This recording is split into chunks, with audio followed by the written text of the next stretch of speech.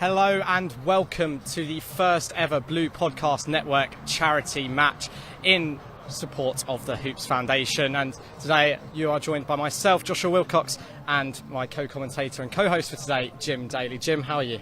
I'm very hot, Josh. I'm very hot. It's a beautiful day here in Oxford. The sun is coming down.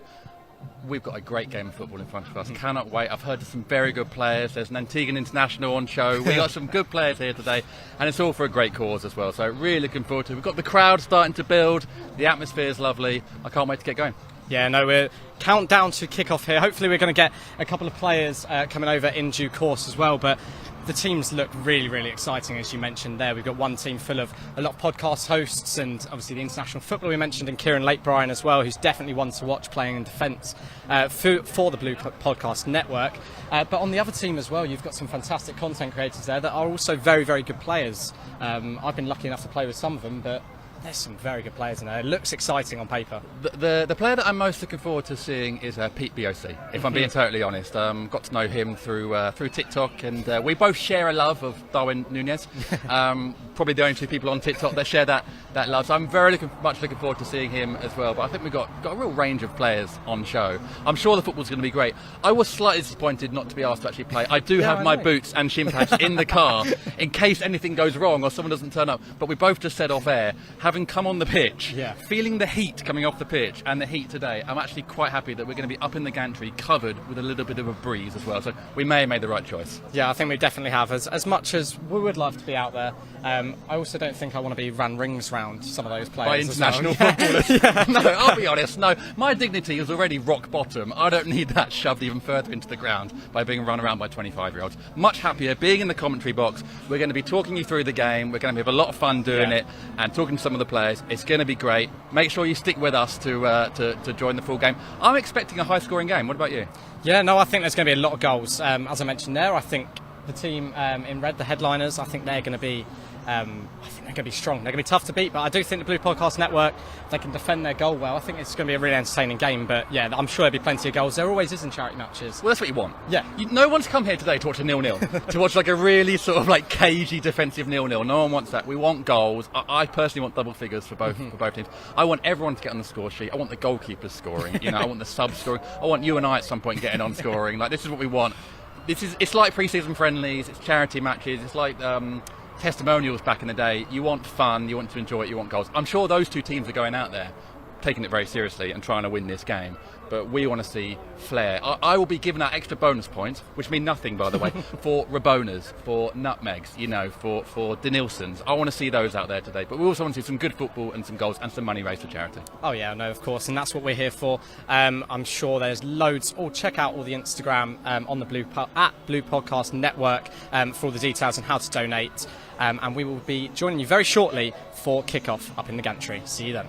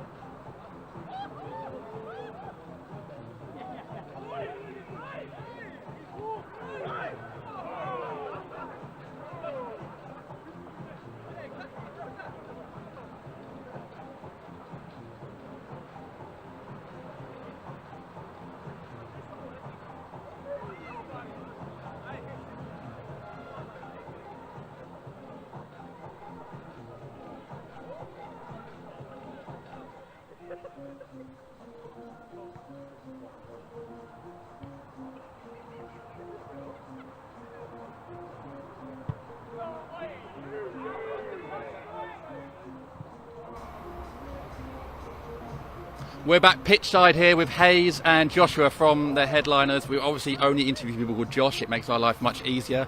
But what can we expect from the game today? Not a lot of goals, I'll say that.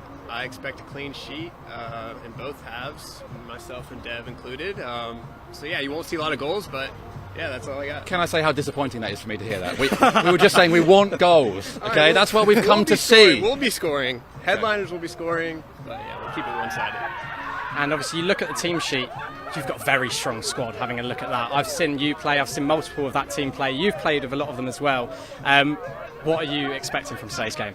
I'm expecting Jugger Benito, I'm expecting some flair, I'm expecting goals, nice celebrations, bit of fun, obviously some banter, and yeah, overall just expecting a really good day for charity. Yeah, Hayes, you can learn a lot from this guy, okay? This is what we want. This is what we want tonight, okay? We want Yoga Benito. Thank you. We want Rabonas, okay? We want nutmegs, okay? So I'm expecting you. I want to, my mission to you today, right? Yeah. 1 nutmeg, okay. 1 Rabona. Do you think you can pull that off? Of course. As a keeper? As a keeper, yeah.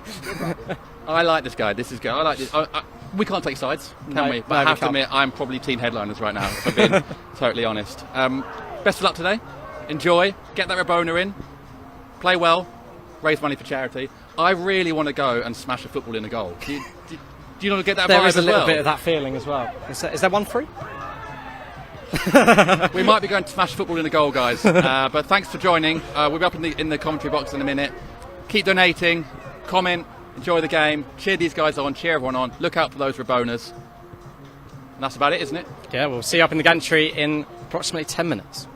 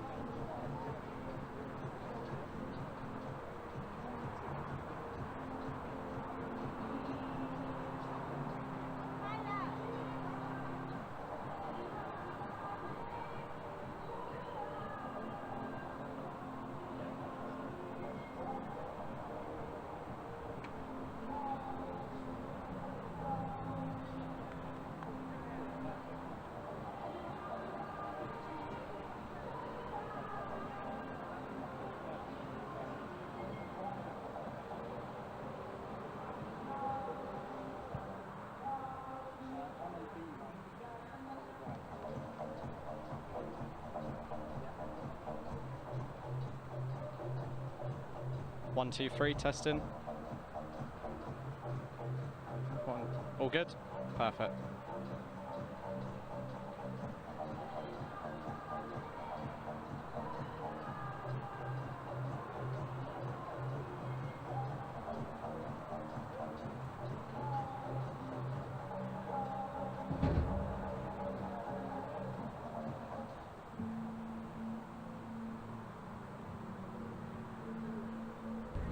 Hello and welcome to the Blue Podcast Network charity match, where today we will be witnessing the Blue Podcast Network take on the headliners here at the M Group Stadium, home of Oxford City FC. Really looking forward to today's game. I am going to be joined very shortly by Jim, who has inconveniently just gone to get a couple of bottles of water for us. So we're very excited for today's game, obviously all for a very good cause. On screen now you can see the Blue Podcast Network lineup managed by Henry Neal, who's obviously one of the big organisers here today. You look at Tom McLeave as one to look out for as well, for me in that starting 11, and obviously Kaya Haisett in goal. Jamie Green, another one who's been a massive part of the Blue Podcast, and Lloyd Hassel as well, that I know of, that have been massive help towards making this event happen.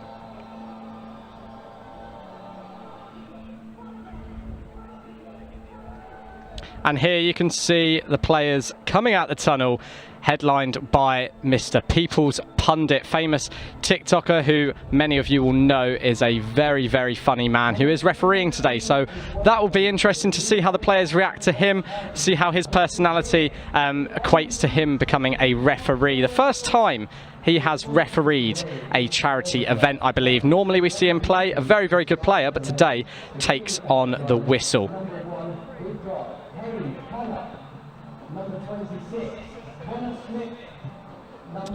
And here on your screen now you can see the headliners starting 11, managed by Conzy. Now this is the team that we are very much excited to see play. You've got Tyler De Cruz, one that plays for Inter Legends.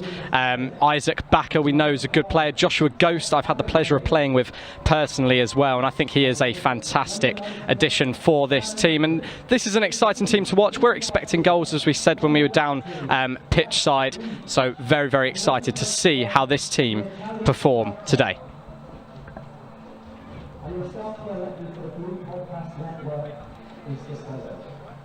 And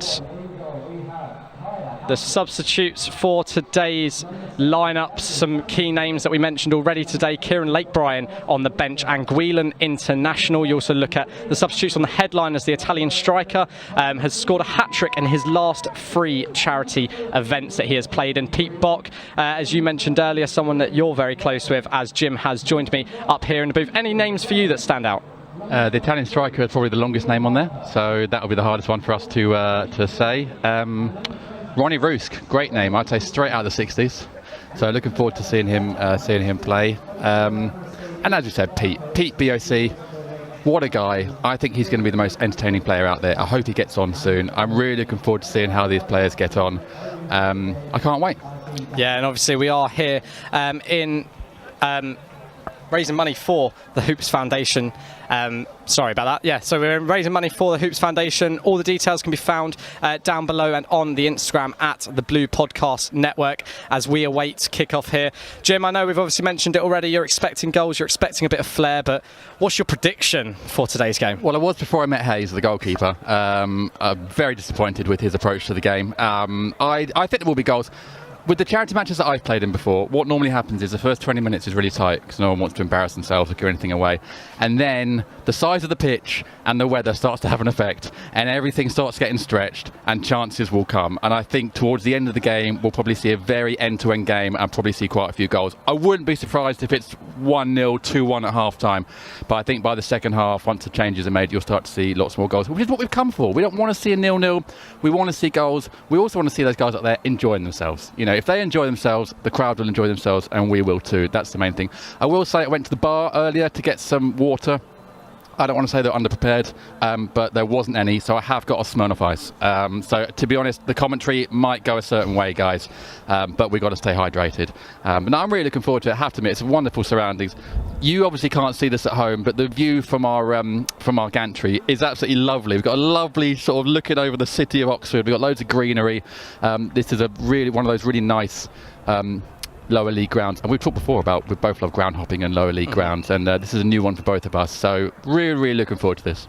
Yeah, no, as you say, it is a beautiful view from up here all around, and the fantastic facilities here at Oxford City, obviously National League South side, I believe now.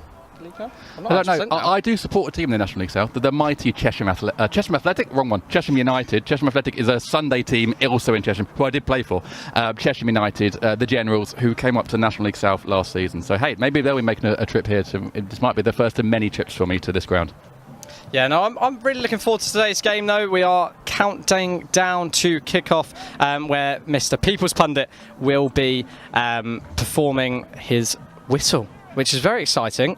A personality who I'm very shocked has been given the referee role. It's a very interesting one. Are we expecting a dodgy referee then today? I don't know how he's going to get on, in all honesty. I'm a little bit worried to see. I do think that a lot will laugh. I'll be honest, he's not dressed like a referee. He's dressed like he's just come from a shift at Foot Locker, I'm being totally honest. So I don't think that's setting a good tone, but who knows? What we want, normally on games, you want the referee to not get involved. You don't want to see the ref. This is a charity match. We want to see the ref. It's absolutely fine. If he wants to be a celebrity ref, I'm absolutely fine with that. So we'll see what happens. I'm expecting very flamboyant showing of yellow cards, like some of the celebrity refs back in the day. Honestly, if he wants to tackle one of the players, I'm absolutely fine with it. This is what we've come for today. There's a lot of anticipation here today, a lot of excitement. We're ready for kick-off now. Really looking forward to it. I'm hoping there'll be some goals in the opening stages, but let's see what happens. Yeah, and it's been fantastic seeing this crowd come in. Still a few coming through the turnstiles now, but it's looking like we're going to have a very good attendance here down at Oxford City. We're just awaiting kick-off. As you can see there, People's Pundit has the ball in his hand. He's got it on the centre circle, and we are very excited. The classic checking the ball's pumped up. All good refs do that, and he's done that very well. I think this guy's going to be the absolute celebrity of this day, if I've been totally honest. I wouldn't be surprised if the ref scores a winner.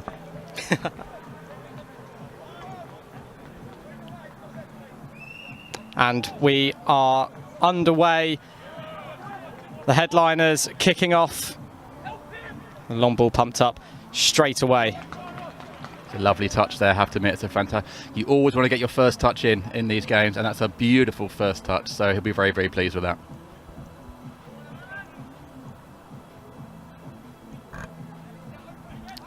It's Connor Smith on the throw-in, a man who I've had the pleasure of playing with quite a few times, made his name through graphic TikToks,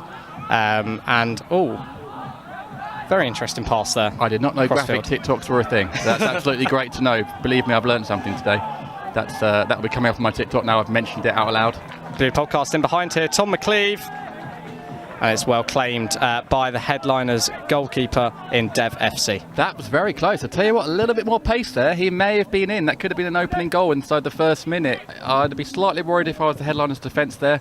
The ease that they got in, but just not quite sharp enough there. But interesting. Good goalkeeping, to be fair, in the end from Dev.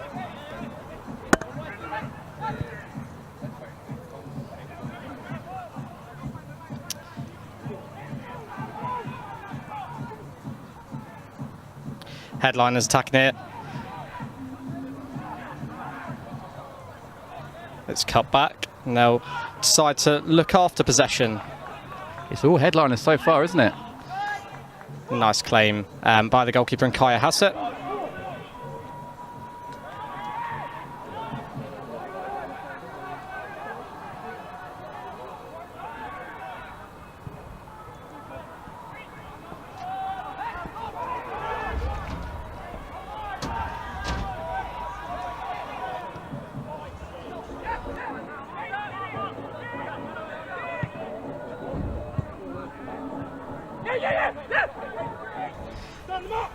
Garcia drilling down the right-hand side. And it's the first corner of the game there. Southend United fan Ethan Crane winning the ball there, and it goes out for a corner. That is good defending from Ethan Crane there, have to admit. Shepherded it out very well. Potential danger there from Garcia, but he did very well. And they choose for a short corner here, but it does just go out of play for a throw.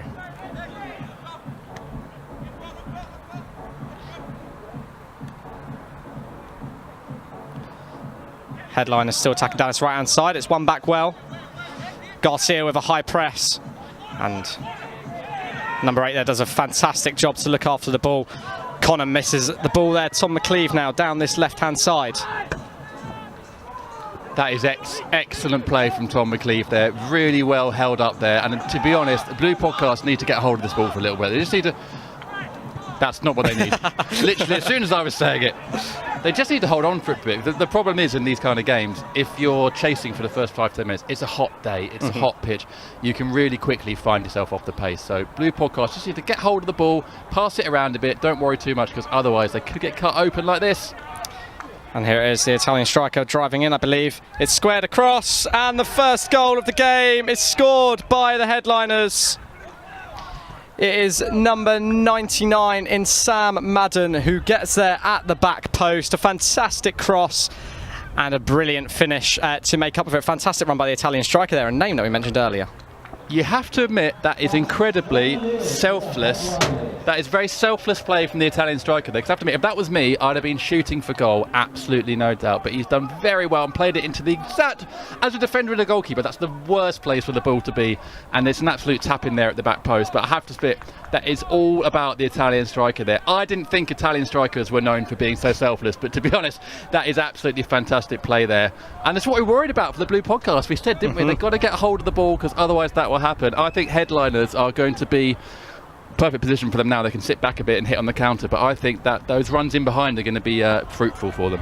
And obviously 4 minutes in, the first goal of the game. We wanted goals, and we got it very early on. And I'm delighted. That's what I asked for. I didn't want a 0-0. I wanted as many goals as possible, so I'm delighted. And maybe the Blue Podcast Network were just doing that for me, you know, just so that I could have some goals. So thank you, boys, if that is the case.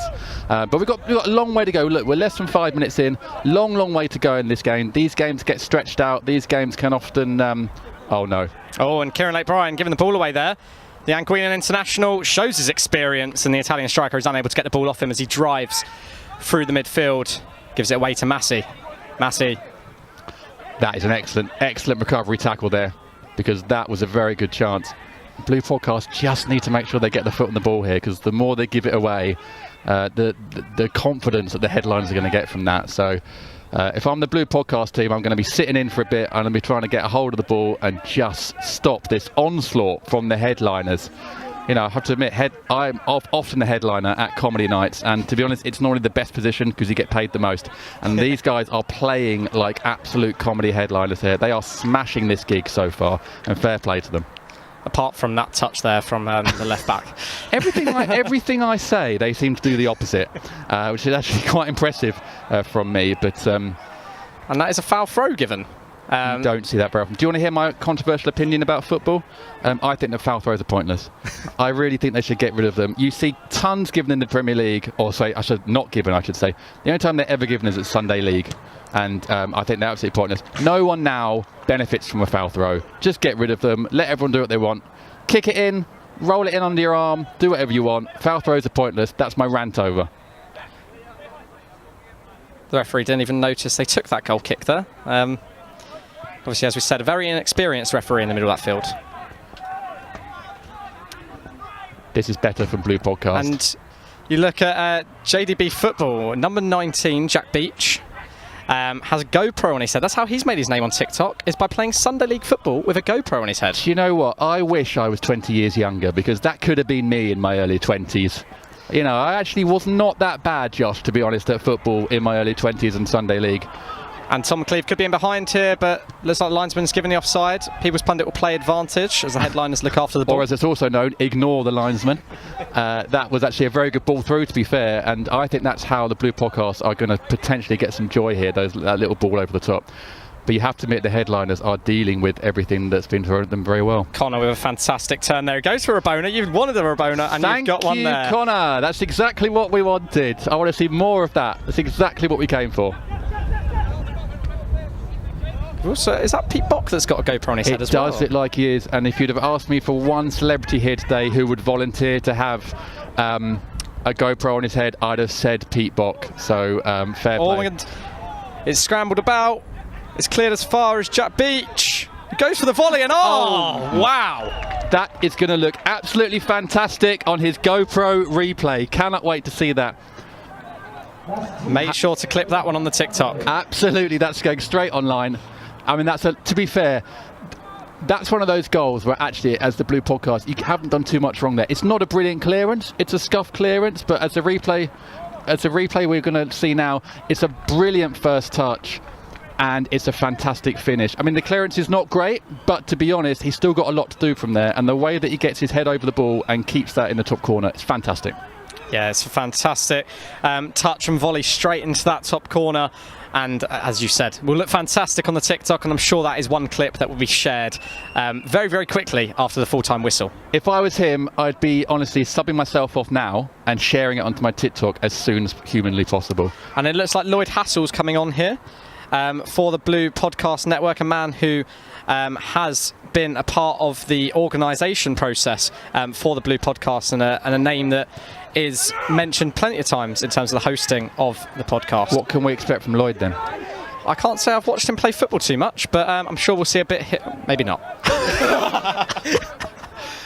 Not a kind pass, I'd say. Not a kind pass to Lloyd there. So hopefully he'll get more opportunities to get involved. If I was running this, I'll be honest, I'd have started myself and I'd be playing the full 90. So fair play to Lloyd there for giving everyone else a go out there. I suspect we'll see quite a few subs. We're seeing another one here for headliners as they use.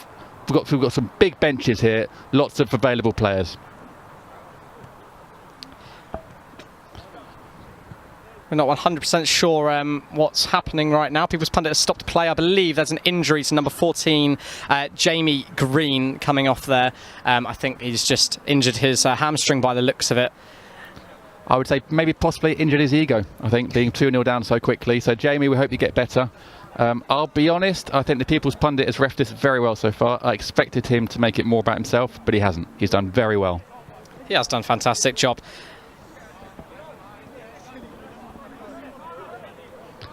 How many? We're 10 minutes in now, Josh. If I was the Blue Podcast, I'd be now looking to maybe try and get hold of the ball more and actually be a bit more attacking. I think you're 2-0 down now.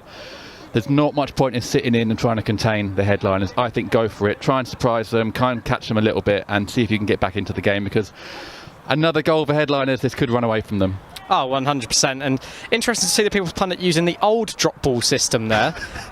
He's decided to play it into the opposition to then pass back to the goalkeeper. It's been a while since I've seen that. I haven't seen that since I played Sunday League football, as we all know, Josh, 5 decades ago. But it's lovely to see. We all like a bit of nostalgia, and here we go. Here we go. Fantastic challenge and a counter-attack here. Tom McLeave down the right-hand side. He'll look for a cross, and the keeper parries it, and Connor just able to sweep it up at the back post to stop Lloyd Hassel from the finish at the back post there. A corner ball and a first proper chance for the Blue Podcast Network. Tom McLeave has done everything right there. You know, it's a wonderful run. He's put it exactly in the same danger area that you want it, and to be honest, that is good goalkeeping and defending in the end there to clear it, because there was a player coming in at the back post. But that's more like it from the Blue Podcast. That's what we want to see. It's fantastic tackle. You look back at that halfway line from Kieran Latebryan as well, a player who we mentioned earlier on. Fantastic drive from him, and just a nice little cushioned pass down the line for Tom McLeave there. Let's see what they can do from this corner. That's unfortunate, but hopefully they'll get more opportunities. I'm sure they will. I'm sure they will. Especially on that break. You know, headliners look a bit shaky in terms of defending the break. But that's because they're overloading players forward. And, you know, they've got 2 goals by overloading those players forward and having those players around the edge of the area. You look back to Jack's goal as well, in terms of he was completely unmarked. As much as we speak about the clearance, he's completely unmarked on the edge of that area. But you do that. You go 2-0 up. You get confident. You start thinking we can get some more goals. So, of course, you do start playing a bit more attackingly. And here they come again. Massey down the left-hand side. He's decided to go back to Beach. Is he going to line up another shot? Garcia cuts inside, he goes for the strike, and it's an easy claim for Kaya in goal there. Good goalkeeping. He's got his body behind the ball. You know, we've seen those slip in before in the Premier League, to be honest. So he's done very well to get his body behind the ball there and make sure that nothing happens with the ball. There's no Massimo Taibi incident happening there, which is a reference that no one will get because it's about 30 years ago. To be honest, I didn't, Jim. Thanks for keeping me in check here, Josh, making me feel very old. And Lloyd Hassell's in behind here. The liner stuck his flag up. People's Pundit hasn't stopped the game, and it's off the post. And that is, do you know what? Great refereeing there. I love a referee that ignores his linesman. I think that's absolutely brilliant. He was confident in himself. And Lloyd Hassell, very unlucky there. He's done everything. It's a beautiful through ball. He's done everything right. Fantastic first touch. Great first touch away from the defender. And that is very, very unlucky. And the follow-up, not quite there. But that is much better from the Blue podcast. Those little passes in behind the lines between the centre-backs, that's how they're going to get joy here today. Oh, and this could work out for the headliners. Kaya does a fantastic job to win it first, and headlines first to the ball once again. And that's really what's separating them at the moment, is all those second balls. The headlines are getting every single one of them. I do think that Blue podcast in the last 5 minutes have been better. They have been a bit better. There's a little bit more organisation out there. They're using the ball better, and they're not giving away as many silly chances. This is a free kick here on the edge. I'll be honest, I'm not sure that was a free kick, but they could make something from this. But if I'm a Blue podcast player there, I'm feeling probably a little bit better about the last 5 minutes. And it looks like Massey is lining up over it. Same with Garcia as well. Massey, one that has been part of the Inter-Legends charity events that we've seen recently, playing at St Mary's. They play at St James's Park more recently as well. So a fantastic organisation that, you know, it's exactly the same as what we're here for today in terms of raising money for charity, today being the Hoops Foundation. And you can find all those details, as we mentioned earlier on, in the link down below, and also on the Instagram at the Blue Podcast Network. Massey is going to be taking this free kick. And it's not the greatest in the end. Very hard to get that. I've always wanted to say this on commentary. Very hard to get that over the wall and down again from that sort of distance. I thought his technique was very good then, but just didn't dip enough at the last minute. And a shame there. Would have been a great goal, but it keeps Blue Podcast in this game. Tyler does fantastic there to beat Tom McLeave to the ball, and headliners are able to attack once again. Kian is doing a lot for that Blue Podcast Network at the moment, isn't he? I think if anything good happens from Blue Podcast, it'll be through Kian. I do think he's going to be the catalyst here for them to do something. Whether it's winning the ball and playing it, or even himself breaking the lines, I think he's going to be absolutely key to them getting back in here. And as soon as I say that, they're probably going to sub him off. Oh, brilliant pass to Garcia. It stays in play. Linesman doesn't put up his flag, and Ethan Crane plays the ball into Kieran Late-Bryan here, who's able to drive once again out wide to Lloyd Hassell. Much better football here from the Blue Podcast. This is much more like it. Could have played through there, but I think he's going to run himself. He's still got hold of that ball. Chooses to go out wide to Tom McLeave. McLeave. Great ball. Able to keep it in play with a brilliant touch there. This is much better from Blue Podcast. They're really using the ball better. They're moving for each other. Oh, that is brilliant play. And Kieran Late-Bryan just unable to get a shot off there. But that was fantastic play, and that's what we've been looking for. You notice their movement off the ball is much better. They're creating options for each other, and they're using it. And that's how, you know, even against a great team here like Headliners, that's how you get through these teams. And that is much better. And I have to admit, Lloyd Hassell, since he's come on, I do think has made an impact. I think he's made a very positive impact. His positioning is really good. He's always an option, and clearly he can use the ball. So I think actually he could be key as well for them to get back into this. And I'm not just saying that because he invited me down here today.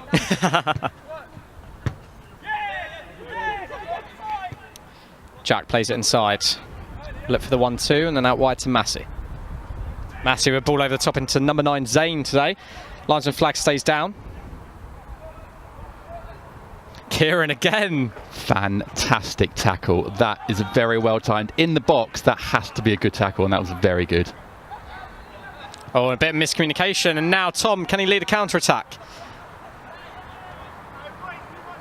Drive forward here for the Blue Podcast Network. They're getting much more joy now in the centre of the park. I do think Tom Hassel coming on has helped stretch the headliners' defence, but they are using the ball better, the Blue Podcast Network, and that's how they're going to get back into this game, I think. I will say as well, is there any point of the linesmen being here today? I don't think they've done anything. The referee is completely overruling them. I don't think there's any point. I think if I was a linesman, go into the bar, guys, get a drink, just enjoy yourself. And why not have a drink on the touchline instead? Why not combine them together? It's a charity match. You do what you want. You do you, guys. You enjoy it. Kian plays it out wide here. Fantastic first touch. And you can see Jensen there on the headliners team. A fantastic personality. But Tom McLeave's in behind here. Could we see a goal? It's a fantastic save. Brilliant save there. And that had to be, because that was a lovely little dink over the keeper. And what a ball and run in behind there.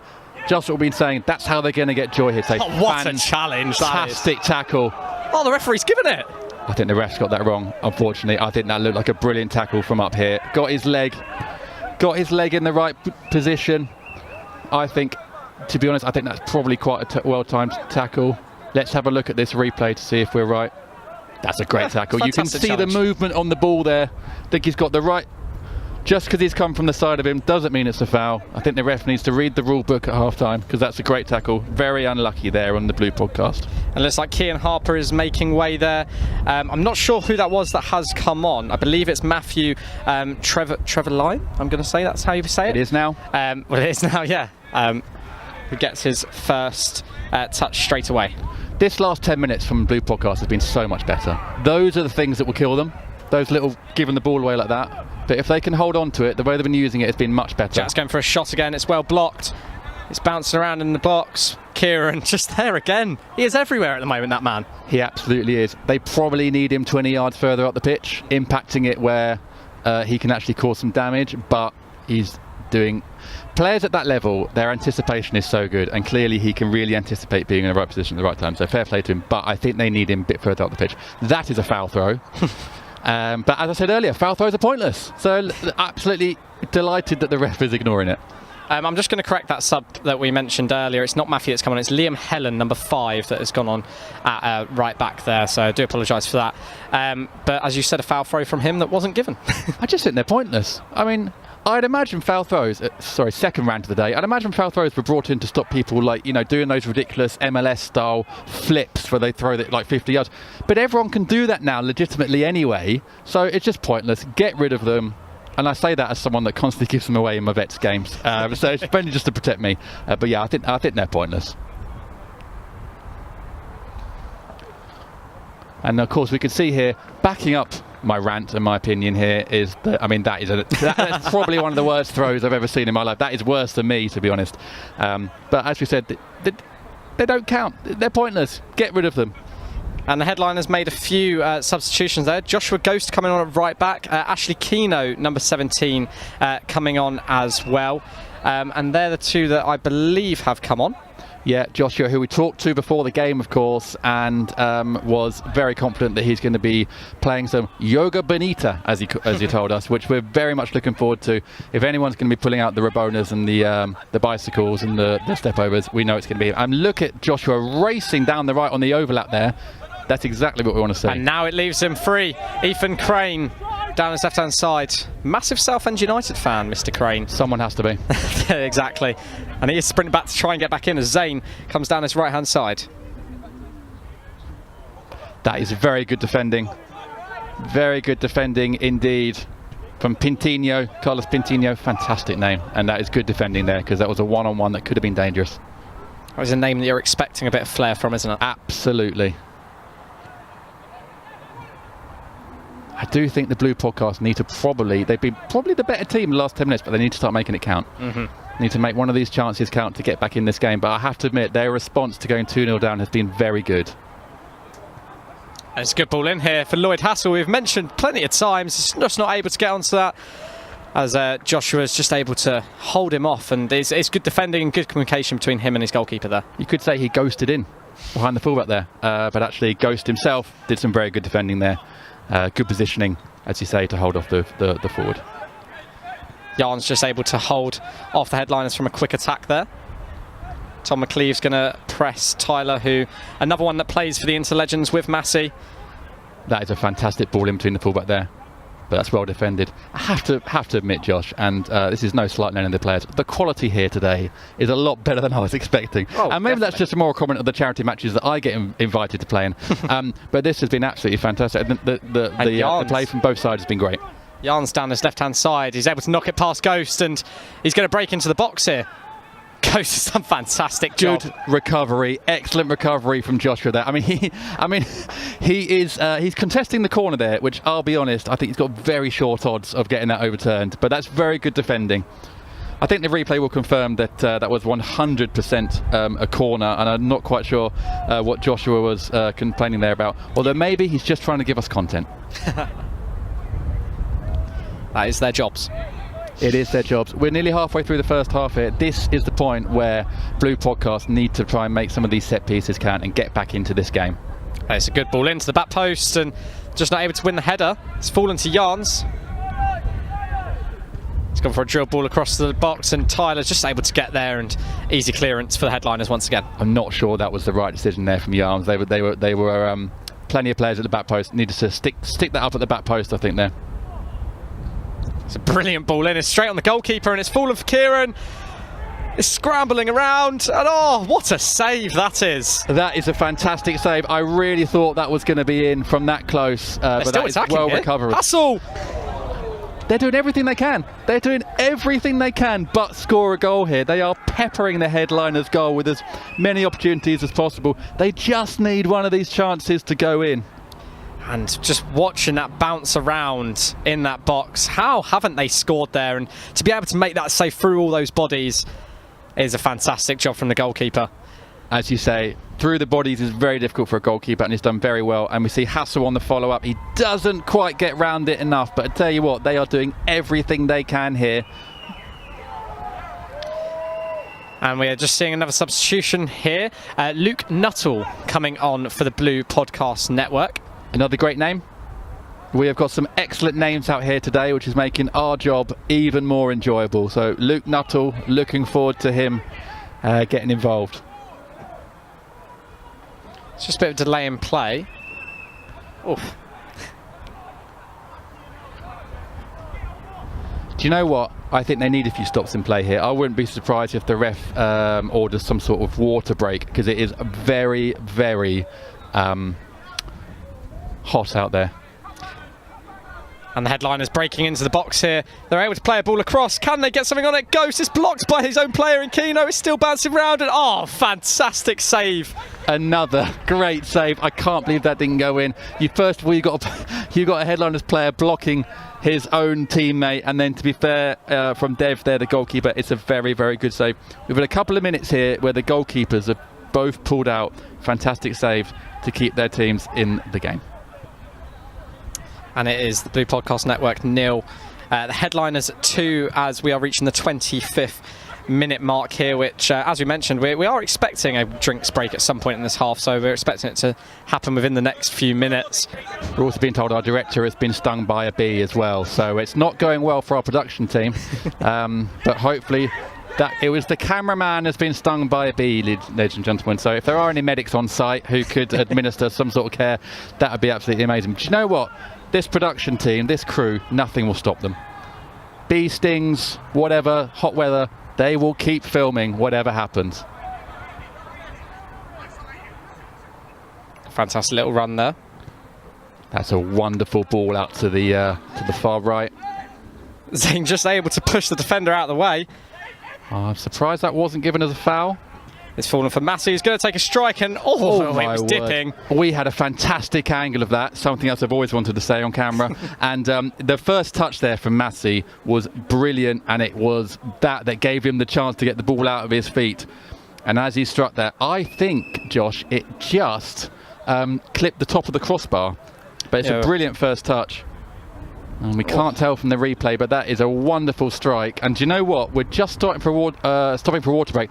That could have been 3-0 going into that water break. Yeah, no, it is very lucky to see for the Blue Podcast Network escaping that third goal, which they've been able to keep out so far, but they do deserve something. They do. As you said, from going 2-0 down, I think they've been absolutely brilliant in their response. Some of the football has been fantastic. I I really think that Hassel down the left has made a big impact. They just need to make these chances count, and because the longer the game goes on, it'll be harder to get into it. As we know, 2-0, the hardest score in football. But let's see some of these goals that have gone in today from the headliners. Just looking at the first goal now. This was the part of the game where the Blue podcast hadn't quite got into the swing of the game, and that space in the fullback position there to allow the Italian striker in was criminal almost, and it's a brilliant ball across the box. It's a fantastic finish from Madden, and you mentioned that run there from the Italian striker. You know, it's just complete open space to drive into, and that run from Madden as well behind the defender. He's not able to see him, and it's a fantastic tap in, and probably the easiest finish of his career. Absolutely, and it's an outside of the right foot pass, which does get extra points as well. And I don't think we're going to top this goal today, are we? From Jack Beach with the GoPro on his head. It's a poor clearance, but a fantastic touch to set himself up. He's waiting for the bounce, and it's just fantastic, isn't it? I do wonder if Blue Podcast, maybe watching these replays now, could have got out to him a bit quicker there, because he did have time to set himself. If you watch the first touch, he does have another second to set himself, but when you strike the ball that well, no goalkeeper stopping that. No, it is a brilliant strike, and as we've mentioned, it is going to make a brilliant TikTok as well. And that is the main reason we're here.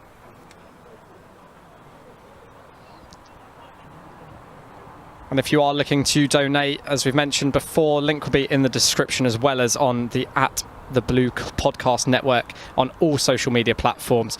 So make sure, if you can, to donate to the Hoops Foundation, as that is what we're here for today. That's what all the creatives come together to do. As Henry Neal looks like he's having a nice little talk to his Blue Podcast Network team down there. Josh, I have to apologise to you, because I did say I'd go to the bar and get water. I didn't have any, so I have brought sparkling water. And one of my other controversial opinions is that sparkling water is rubbish. So I do apologise, but it's all we've got. It's all we've got. I actually don't mind it, you know. Okay, I'm learning more about you today. Some of it I like, some of it I don't, but that's what happens. I will drink sparkling water if I have to, but it needs something in it. It can't just be on its own. It needs a bit of orange in it or something. But unfortunately, as a commentary team, we are bottom of the list, you know, so we are just having to make do with what we can. Might have to try and sneak into the change room and see if they've got any Lucozade or anything in there for us. Absolutely, we will be doing that. It's a beautiful day here in Oxford. Every time I come to Oxford, the weather seems to be good. It's a beautiful city, and this ground, we are currently waving. As you can see, if you can see us currently in the commentary position, the view is fantastic. We're in a beautiful part of Oxford. There's greenery all around us. It's a lovely, lovely day to come out and watch some great football. So we're feeling very, very lucky to be here today, and obviously, hopefully helping to do our bit to raise as much money for charity as possible. So do click that link and get involved if you're enjoying the coverage. And it looks like People's Pundit has just whistled for the players to come back onto the field at the end of our drinks break there. So it'll be interesting to see how much longer he adds on. Do you think that referees in the Premier League and the EFL should adopt his outfit today? I do think that would improve footballing experience if, when the teams come out, the referees are dressed like a Foot Locker employee on holiday. Foot Locker employee on holiday. I love that. That is a brilliant way of describing it. And it's interesting to see all three referees in different uniforms as well. Absolutely. Some people say that the referees aren't in unison, and today we can agree they absolutely are not. They are not a team. The People's Pundit has been regularly overruling his linesman, which I have to admit I completely respect. I actually do think he's reffed it very well today. Hasn't been many controversial, if any, decisions really. And I have to admit, the great thing about these charity matches, and we've been lucky enough to be involved in quite a few, is they're always played in such a fantastic vibe and atmosphere and energy, and that is what it's all about. Oh, definitely. People's Pundit just making sure there's 11 players on the field. And that's what referees are here to do, guys. That is the number one thing as a referee. I played in a charity match recently where we snuck 3 players on at the end and the ref didn't notice, and we still didn't win. And it looked like that was offside. People's Pundit has ignored his linesman, and it's a fantastic save. Zane on the follow-up. Fantastic touch, and another brilliant save I wasn't sure if the People's Pundit is aware that he has linesmen because that was so clearly offside. I'm not quite sure what he was working for, but a brilliant opportunity for Dev there to show his goalkeeping skills, and they're in. Tom McLeave in behind. He's going to take it around the goalkeeper and attempt to score, but the People's Pundit is going to bring that one back, and that one looks a little bit more controversial, but I'm not 100% sure. If we get a replay of that, we might get confirmation, but this is Dev's saves here, which obviously were pulled back for offside. That is a fantastic save with the left foot, and the recovery to get up and make a second save so quickly from point-blank range. Oh, it's fantastic. Brilliant goalkeeping. I mean, it looks like Kieran's brother has now entered the field as well. Carl Lake Bryan, another one who has also represented Anguilla at international level with his orange headband on, playing out wide. The Lake Bryan brothers there. A bit of nepotism, we don't mind that. Ashley Keno, over 4 million followers on TikTok, plays in lovely 1-2 with Zane. And it's well defended by Kieran once again. And that's made me realise that I don't have anywhere near as many as that. Oh, what a turn that is from Lloyd. Hassel. He is giving Joshua Ghost a torrid time down there at fullback, and he's made a huge impact since coming on today. And Kieran's played in Tom McLeave now. Tom McLeave, oh, it could be a penalty shout. And the referee has given it. A penalty, and I have to admit, the first thing I thought of when I saw that it was a penalty. It's brilliant forward play there. That is exactly what you got to do. Body in between the ball and the centre-back, and I think this replay is going to confirm it's a lovely ball in between the centre-backs. Slightly obstructed there on the replay, but I do think that is a risky play if you're a defender. It's definitely one VAR would like to have a look at, but absolutely. Unfortunately, we don't have that here. We don't, no. I could get my phone out and re-record it, and we could. Maybe you and I are VAR. We didn't realise, no one told us. But this is a huge opportunity here for Blue Podcast to get back into this game. Great timing. 10 minutes, 15 minutes before half time. They really need us to go in. And Tom McLeave, a man who's one of the founders of the Blue Podcast, and a fantastic man. I've been on the podcast myself last year, and we spoke about the idea of a charity event. I went on promoting my charity matches, and to see it happen a year later is fantastic for them, and it was something they always looked at as Tom steps over. Oh, and brilliant penalty. That, I tell you what, there's a lot of pressure on that penalty. A lot of pressure to get. If that doesn't go in, that they're in a difficult position. That is a fantastic penalty under pressure. It looked like he'd been taking penalties his entire life. Brilliant penalty into the top corner. Keeper no chance, and Blue Podcast are right back into this game. And it looks like Tom just did a nice celebration there in memory of the late Diogo Jota. Fantastic memorial there from Tom McLeave, who I believe is a Chelsea fan. I tell you what, classy Tom McLeave, classy guy, classy goal, classy celebration. Goalkeeper trying his best to put Tom off there, but I tell you what, he was not to be perturbed at all. That is a brilliant penalty. And I tell you what, I wouldn't be surprised if we see some more goals from Blue Podcast here. That is a huge moment in this game, Josh.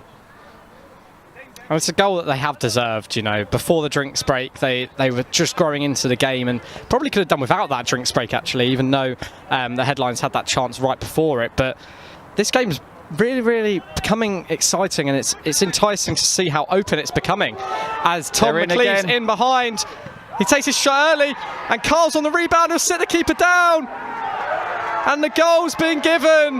That is good refereeing there, because I could see that he was about to award a penalty there, and I think it would have been a penalty on Tom McLeave there, because the defender has gone right through the back of him, but I think he's played on there and allowed the goal, and if he has, that's brilliant goalkeeping, and 2-2 is the least that Blue Podcast deserve. Brilliant couple of minutes for them.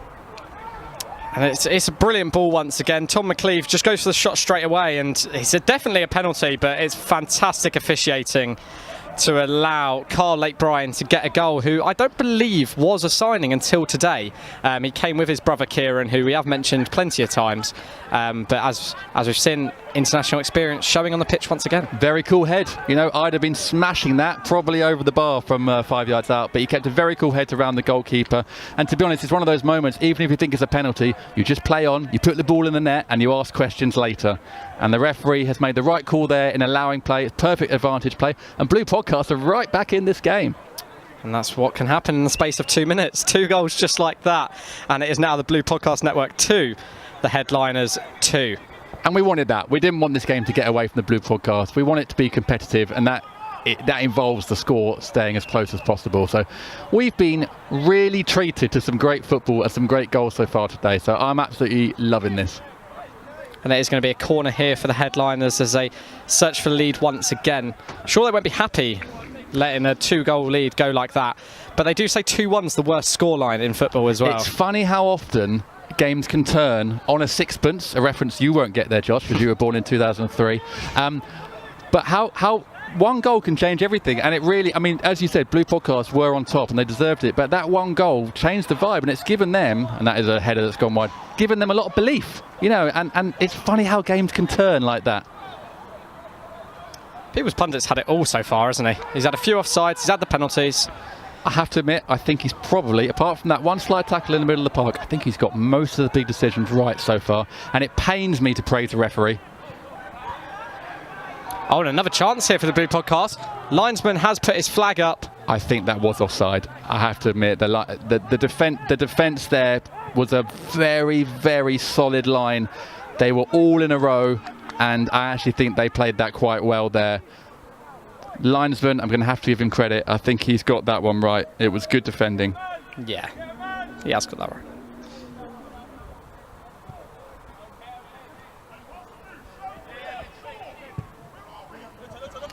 Good ball in, Zane with fantastic Cruyff turn on Ethan Crane. He'll play through Ashikino. Fantastic defending again from the left back here in Patino, and he has been fantastic.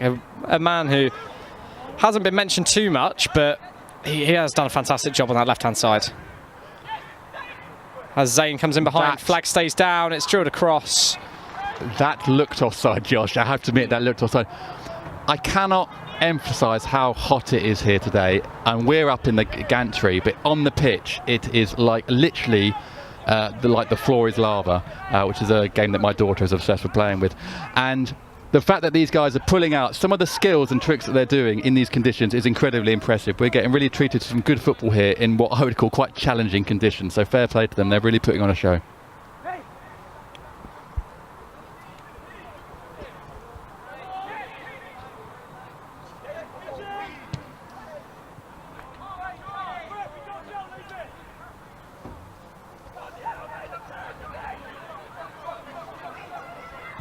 Headliners coming in behind here. And they're able to drive into the box once again. And People's Pundit's blown his whistle for something. I believe it's an offside. People's Pundit, it's almost like in the drinks break, someone said to him, you know you've got 2 linesmen. And he's gone, oh, I better start looking at my linesmen when things happen. I do think that was probably quite a tight call. And to be honest, if you're a referee and you're not sure, you've got to go with your linesman. But he's having a roller coaster performance here, the People's Pundit. I did say that he would end up being centre of attention, and I'm delighted to be proven right. But that's what you want from these charity games. We want celebrity refs, and I think we've got one today.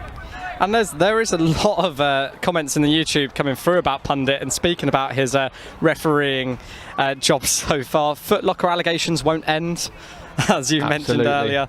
And they're saying we love our Pundit, pen ref. Pundit doing a decent little job as ref here as well. So I can't say I don't disagree. It is a hard job. You know, I've been ref a few times at Sunday League, and at one point I forgot that I was refereeing my own team and celebrated a goal. It is difficult to do, so fair play to him. Good little scuffle for a ball there, and it's given us a headline as thrown in the end. Jensen's doing a lot of involvement down on that touchline, but he hasn't come on the pitch yet. You can hear him from up here, but all the best coaches, you know, you want to hear them from the other side. I'm a Crystal Palace fan, and during lockdown, all you could hear was Ray Lewington shouting in his shorts, and it was a highlight of lockdown. It honestly got me through the entire COVID process. So we want that. We want characters on our sidelines, and I think we're getting that here today. It's going to be Pete Bock with the throw. No, he's going to leave it for Tyler. Haven't seen a lot from Pete Bock today. Thought we'd see more. I wonder if he might get shoved up front. Sort of. Do you remember when Stuart Pearce put David James up front for Man City against Middlesbrough? I think we might see a similar thing from Pete Bock later on. I'd like to see him involved more. Yeah, it would be fantastic. And yeah, he's doing a good job defensively, though. You know, we haven't praised him, but we haven't even scolded him either. How old do we think Pete Bock is? I think he's one of these guys that's ageless. If you told me he was 25, I believe you. If you told me he was 45, I believe you. You know, I think he's ageless. There's a good chance there for Ashikino. Fantastic turn and just going wide of that left-hand side of the goal. It is a good touch though, and it's a good way to set himself up. He's done very well to take that down there in a crowd of players, and I'll be honest, I think if that was on target, that probably would have gone in. Headliners ever so slightly turning the tide here and just getting back into this game after a very solid 20 minutes for the Blue Podcast. Carl brings the ball down very, very well there. Jan's just not able to get out of it fully, but a bit of flair there, but Carl's able to pick it up. This is the area of the pitch that Blue Podcast got to be very careful. If you give it away here, the turnover can be very quick and dangerous. But he's done well there. Oh, they've done well to look after the ball here. Kian driving the ball forward. He'll look for a pass through. Or he'll go by himself. He goes out wide to his brother here. Carl down the right-hand side. Goes for the first-time cross. That is well defended. There's a difficult bounce in the box there, and that is very well defended. And I tell you what, a marauding run forward as well. Excellent defensive play. And that is Jermaine Dua, who did give the penalty away, but is doing fantastic other than that. That was very good defending. You know, the ball's bouncing on this pitch. You don't know where it's going to go. Controlled it well, and then to bring it out like that, I mean, it's Bobby Moore-esque. I've got to stop doing references from the 60s.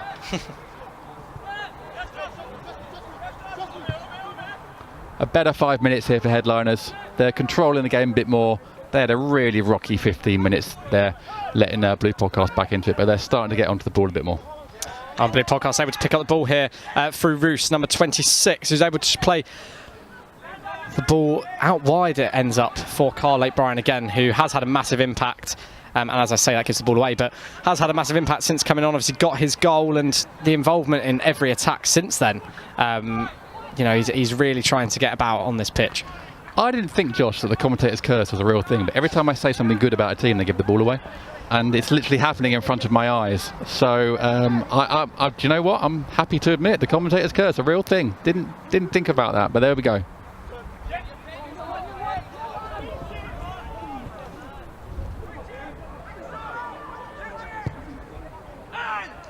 Do you know what? I'd have shot from there too. It opened up, but he's cut across the ball there, and that's not what you wanted. It sailed over. But Blue Podcast, ever so slightly better couple of minutes here. As we head towards half-time, what we've got 5, 6, 7 minutes to go till half-time. It's very evenly poised here. A few more rotational subs from the Blue Podcast Network.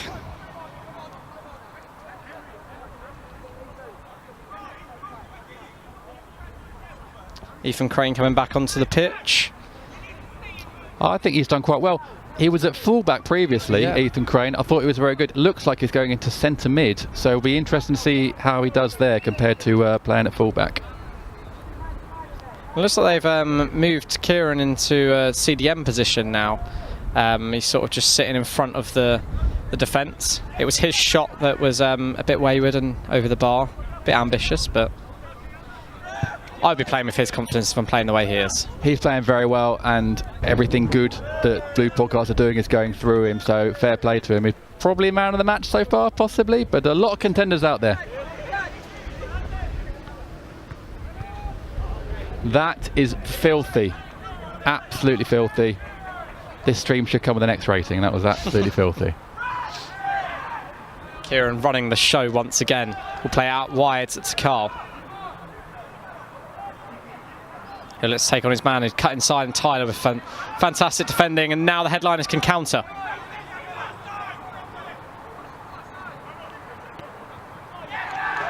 We are seeing, I would say, some very good defending in the last few minutes from both teams. Some of the timing of these tackles is absolutely brilliant. You know, in this hot condition, very difficult to get those right, but they are excellent tackles. Carl with a brilliant switch of play here to Rhys.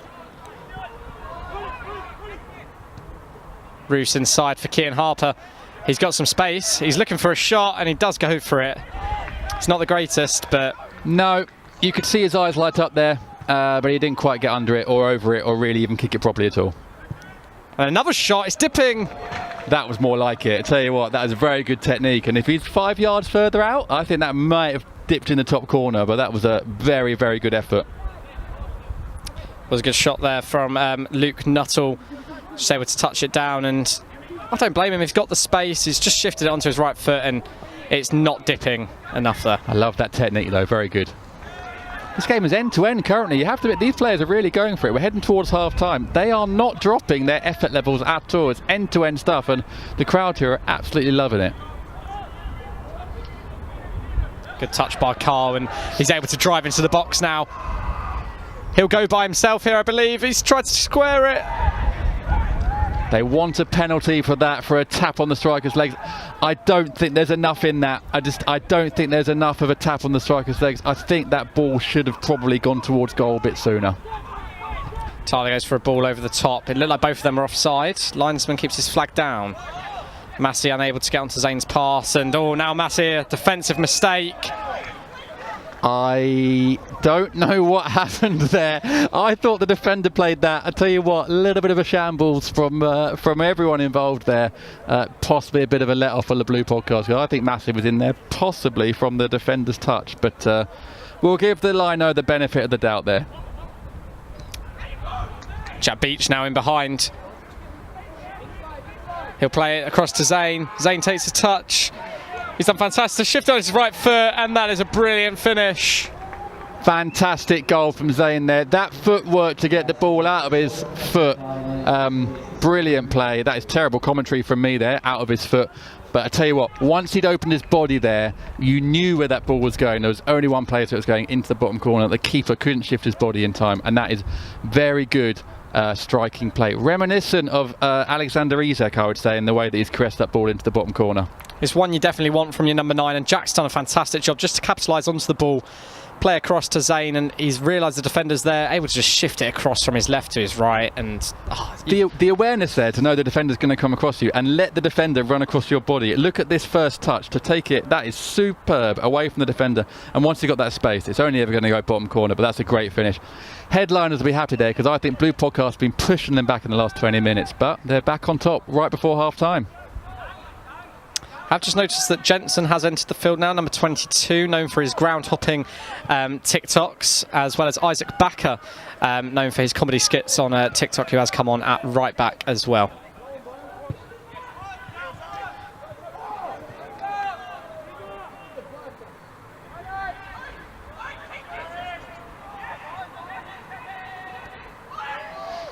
And the headline is in behind here again, and it's just drilled across the box, and no one's able to get there.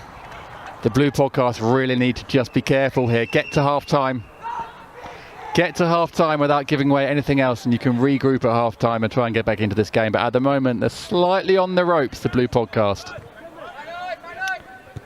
Not 100% sure how much time is being added on here by the pundit, but we are now into added time. Josh, I'm not sure how much time he knows what it is either.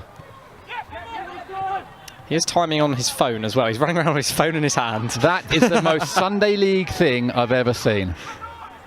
Oh, and Kian able to get onto the ball. Tyler does a fantastic job to stop him there.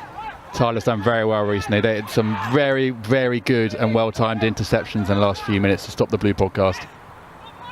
Ashikino held up well by the Blue Podcast defence, and Kian just able to nick it off Jack. I'm sure he won't stick that one on the TikTok as Kian comes driving through the headliners again. It's all about the edit, Josh.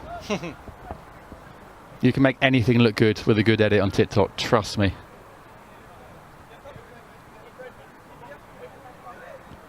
We're surely in the final few seconds here of injury time, so if the Blue Podcast can get something back here, it'd be brilliantly timed. Rhys going to take on the defender. He does fantastic to try and shift onto a shot. I'm surprised there wasn't a foul called there. I think there's a little bit of holding by the defender in the box there. Oh, and it is well defended in the end and cleared away by Pete Bock, and even further away by Jack Beach, and just looked after there by the Blue Podcast Network at the back. That was a good defending from the headliners there.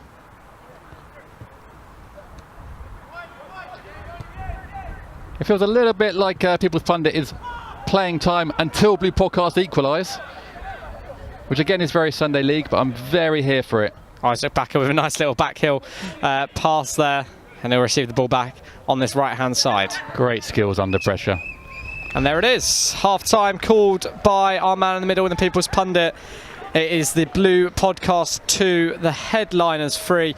Jim, what did you make of that half? Well, what a half. We got 5 goals, 5 excellent goals.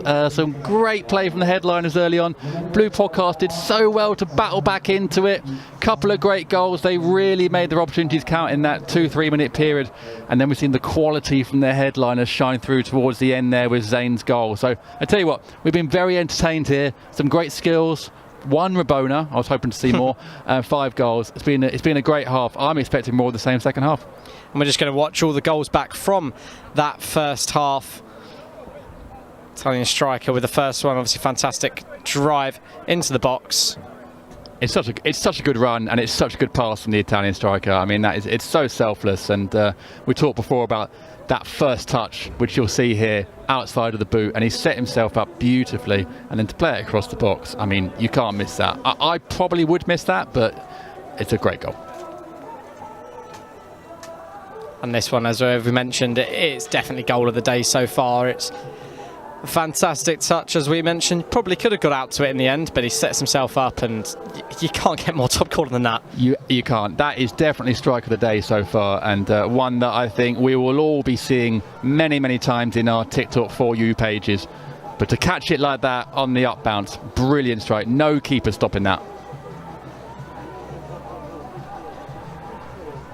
And this was the chance from Lloyd Hassel off the post, and it was just the rebound just was unable to get a goal there. Very unlucky, but that was the moment. That was the moment where we started to see a little bit more from the Blue Podcast there. And this was the fantastic double save that we saw from the Blue Podcast goalkeeper, and it's a brilliant way to get back up and save that one. It's a shame for him that it was offside, and so they won't count. Brilliant ball from Kian here for this one, and yeah, it is a nailed-on penalty in the end, isn't it? Keep watching it back, and it gets worse every single time. It's definitely a penalty. It's naive defending, but it gave them a good chance to get back in. And in the end, we've had an excellent penalty here to reduce the scoreline to 2-1. And then obviously, you can't strike the ball much cleaner than that. It's a bit Troy Deeney-esque in terms of the penalty, I believe. I can't think of Troy Deeney without thinking Deeney. I just think that's the only way to say his name. But yeah, a lovely goal, and a crucial goal there. And then obviously, well picked up by Blue Podcast, and less than a minute and a half after the penalty, another penalty shout here. I think it was just outside the box watching that one back, but Carl's done a fantastic job just to sit down the goalkeeper and compose finish from him. I think it's Hassel with the ball through, isn't it? It's a lovely ball through, and I mean it's definitely a foul. To be honest, he's lucky it didn't go in, because it may have even possibly been a red card. It's a last man foul, but it's well followed up. A cool head, and they're back in the game. And then obviously a mistake here from the Blue Podcast defence, and the fact that Zane's just able to take that cut from his left onto his right, and it is a fantastic finish. You're not going to save those ones into the bottom corners. They've all been good goals. They've been different goals, but all been well taken. Good strikes, some great footwork. The quality of the goals here has been very, very high. Probably the sort of quality that the fans of Oxford City see week in, week out in the National League South, or whatever league they play in. So yeah, great quality of football here today. And as you can see there, it is half-time here at the Oxford City Ground. Blue Podcast Network 2, the headliners 3.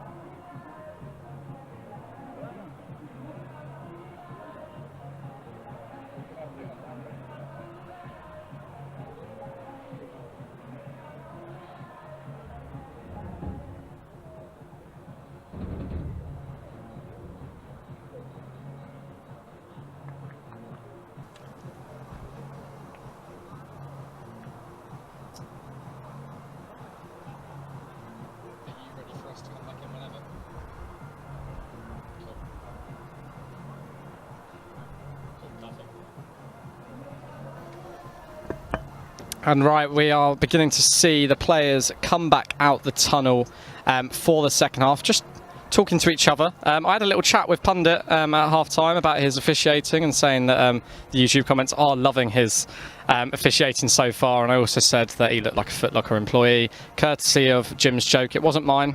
I didn't try and steal it. How did he take that? He laughed. He Great. did laugh. That's what you want as a comedian. You just want them to laugh. You almost don't care if they like it or not. I think he's done a good job. He's done a good job. If I were him, I'd be pretty happy. So yeah, looking forward to this second half.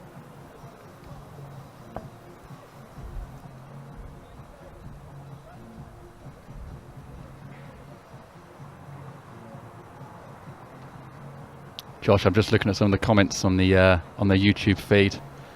Monster Skelly agrees with us that Pundit's doing a good job. And Andre Koblaza, we love our Pundit. Do you know what? I think he's the star of the show today, and fair play to him. He's doing a good job. It is hard being a ref. You know, you don't get love from anyone, but I think maybe our job as commentators is to give him a bit more love. Linos, rubbish. Linos, rubbish. But Pundit's doing a great job as ref and looking fantastic as well. So fair play to him. Sure, we've only got a couple minutes until kick-off now. What do you think the two teams are thinking here? Do you think the Blue Podcast are going to go for it second half? Do you think they're going to sit back a bit? Do you think headlines are going to actually sit in, or do you think they're going to try and knock a few more in? I think if I was in those change rooms at half time, if I was in the headliners one to begin with, I think they'd be saying, "What's Josh doing in here?" I think get him out. I think I'd definitely be looking at how you're able to just get a hold of that game again, like they had in that first sort of 15-20 minutes. How can you just be able to tire them out early? I'm sure if you're the Blue Podcast Network, you're happy with how you're playing. You know, at the end of the day, they have gone in at 3-2 down, but scoring 2 goals in 2 minutes was a fantastic way to get back into it, and it was well deserved. They've had chances. I'd say it's been quite an even game overall in terms of the actual shots on goal and shots faced. Possession wise, you can probably argue the headlines have had more of the ball, but yeah, no, it's been a really entertaining game so far, and it is just looking at how both teams can just grab that final grasp of the game. And do you know what I would love to watch? A penalty shootout. I mean, we all love a penalty shootout, don't we? If this game ends in a draw, surely it's going to pens. If they let everyone go home with a draw, that's a travesty to football. But no, we'd love to see some pens. I will say another comment on the YouTube stream, the chat. Big's knee says, "Let the ref score a goal." I agree, Big. I completely agree. Wouldn't be surprised if Pundit does try and get himself a goal towards the end of the game. Tell you what, we've Josh Fishwick in the chat has said, if Lloyd scores, I'm assuming that's Hassel, I'll send a super chat. Oh, there you go. So there we go. There you go. I mean, Lloyd doesn't know that. He obviously is too busy getting his head in the game, but that is the incentive is there. If Lloyd Hassel scores a goal, there will be a super chat from Josh Fishwick. So the number 10 for the Blue Podcast Network, who's done well. He's done well. He has done fantastic. He came on halfway through the first half. He made a real impact. He can play well. He's very pacey. His positioning was good. So I'm looking forward to this is a new incentive for the second half. All my eyes will be on Josh Hassel, hoping he scores, because then I know that Josh Fishwick, who has now put it to paper, it's documented, Josh, will be sending that super chat. And obviously all the super chats will be going straight through to the Hoops Foundation as well. Absolutely brilliant. If you are listening and are watching in now, do send your donations in. That's why we're all here today. It's the best thing. I'll be honest, Josh, it's one of the best things about football is when people come together, and you and I haven't met before this, and now we're working together, having a good time. People come together for the greater good, for charity. Our love of the game, whether we all support good teams like Palace or rubbish teams like Charlton, we all come together and we do our bit, and that's the beauty of football. People from different backgrounds, all coming together for a love of the game. We all love football, and then doing it for charity as well. This is the best of football. Oh, 100%. It looks like the linesman's now got a Harry Kane shirt on as well on the touchline. That's worrying. I'll be honest. I thought they're supposed to be impartial. Is he making... Oh no, it's not. It's the photographer walking around. It's just the photographer, guys. Stand down. It's just the photographer. It's all good. We are getting very carried away here. Do you know what? I'm happy for Harry Kane. He finally won a trophy. The irony being that he, as soon as he left Spurs, they also won a major trophy. And this is why I love football. Anyway, we are back underway here. And it is currently the Blue Podcast 2, Headliners 3. And the Headliners will look for a fast start to this half. I'm looking forward to seeing how the Blue Podcast do here, because I think the onus is on them to try and get back into this game. That will create spaces, as it is here for the Headliners. Straight away, Carl recovering to try and stop Jack Beach.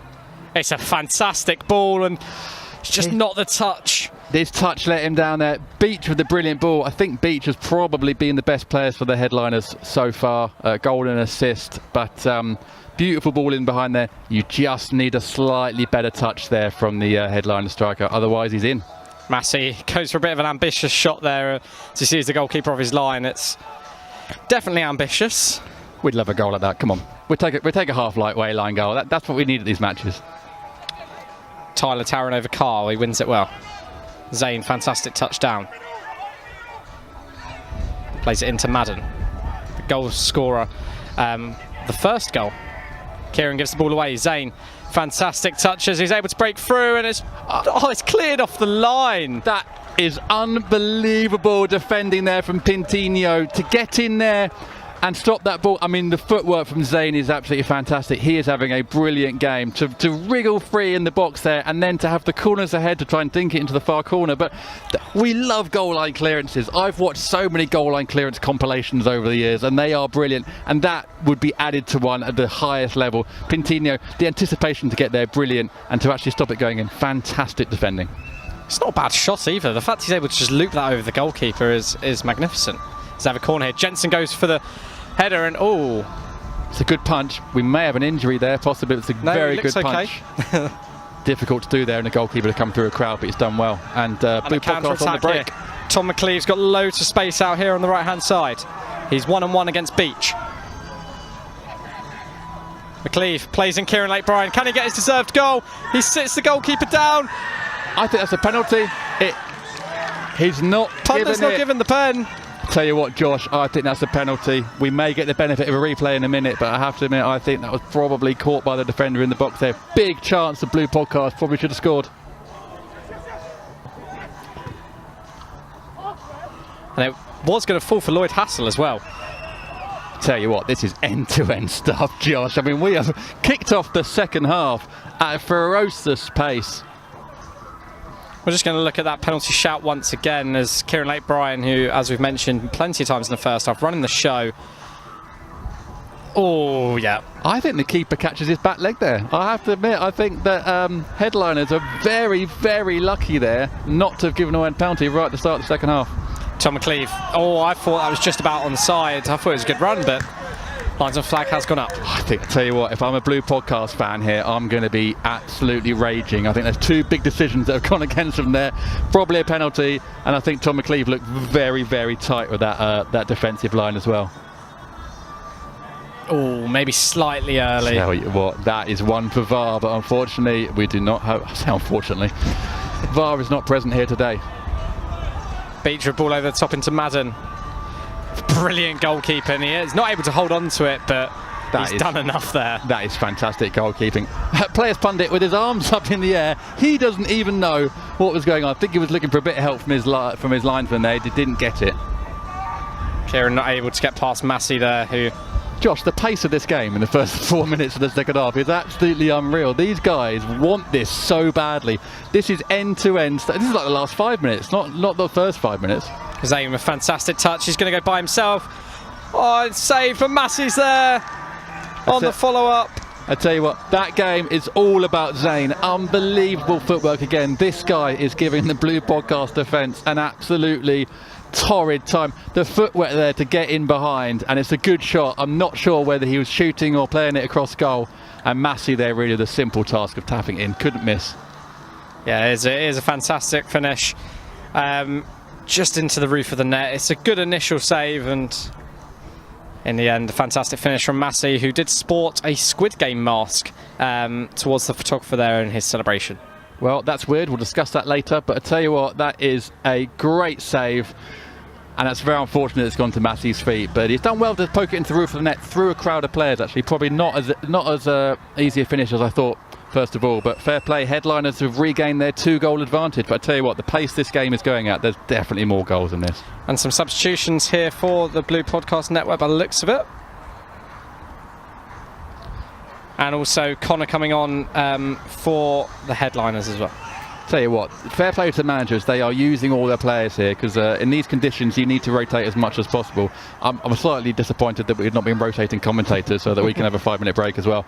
But they're using all their players, and actually it's been the players that have come on, like your Josh Hassels, that have actually really made a difference. I say Josh, I mean Lloyd Hassels, that have made a difference in this game. So I tell you what, good squad usage could be really key in the next, well, we've got 40 minutes to go.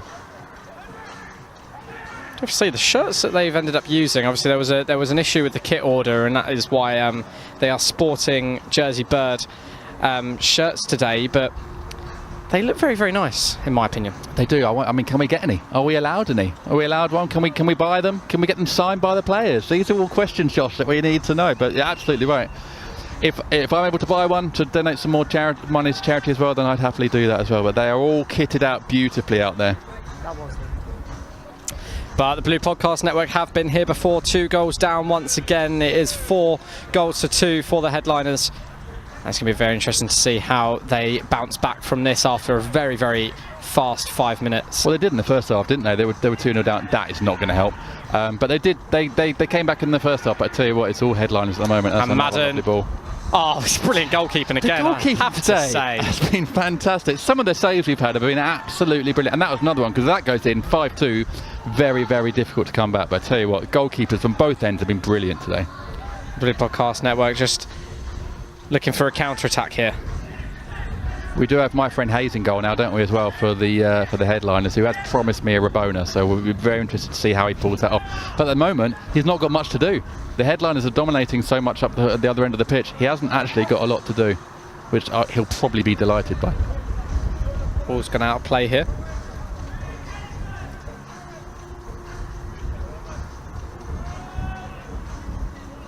Oh, it is superb, isn't it? The way that he's got down.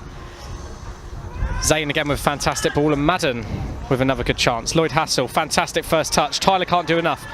Hassel's unable to get there on the follow-up though. Tell you what, if I'm the Blue Podcast keeper, I don't think he deserves to let in 4 goals today. I think he's been absolutely brilliant, but at times doing it all on his own. He's got time and space here. He'll drive. And they're unable to make anything of that opportunity, and the Blue Podcast Network just looking a bit wasteful in their attacking opportunities at the moment, which is not what you want when you're 2 goals down. But we saw that in the first half. They weren't using the ball brilliantly in the first 15-20 minutes, but once they got their foot on the ball and started using it well, they did get those 2 goals. They just need to be a little bit more clinical in the final third. The person who's doing the big screen here, the talent that is playing Heartbreaker by Crazy P, one of my favourites. And here's Lloyd Hassel. Was actually played at my wedding. With a fantastic ball through. It's well won back. Hayes not able to get there straight away. Tell you what, if that's me, I'm going over the keeper, and I'm giving the referee a decision to make. I think Hayes has been a little bit flat-footed there. If I'm the striker, I'm going over, and I'm saying to the ref, make a decision, mate, because I'm in the box and I've gone over the keeper. Fantastic ball. It's well blocked. It's just spinning into the goalkeeper's hands there, and they're unable to get round it, but it's a throw-in for the Blue Podcast Network. Carl to Kieran. Back into Carl. And cleared out the stadium. And that's what we love to see at non-league grounds, guys. We love seeing the ball get cleared out. I mean, he didn't even need to do that. He could have just taken a touch. But we love seeing non-league grounds, the ball's flying out and someone having to go into a bush to get it. That's proper football, guys. To make it even better, the lino has just ran out of the pitch. That's football, guys. That's real football. We can see it from up in this gantry. Proper football, guys, right here down today. That's what you want to see. There he is. There's the lino with the ball.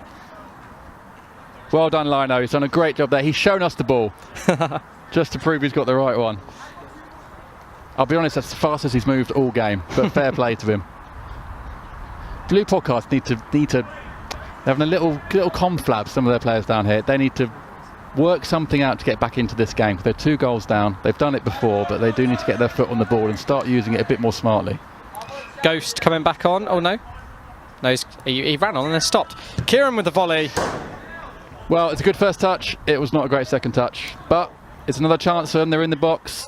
The more the ball is down that end, the more they got a chance of scoring. Obviously, Jim. I mean, that's very obvious commentary there, but let's hope they can get back into the game, because it will keep it interesting. Tyler now playing at centre-back, which I believe is his strongest position. I think he's had a good game. I think game. He's used the ball very, very well. You know, I think both their centre-backs have used it well, and their timing of tackles has been excellent. Oh, and a nice little nutmeg there from Isaac Backer. That is cheeky, absolutely cheeky. Madden looks for the flick on. Crane gets there enough though. It's bouncing around a bit, but it's headliners that have got their foot on the ball. And Beach there with the ball out wide. I don't think Garcia's going to get that.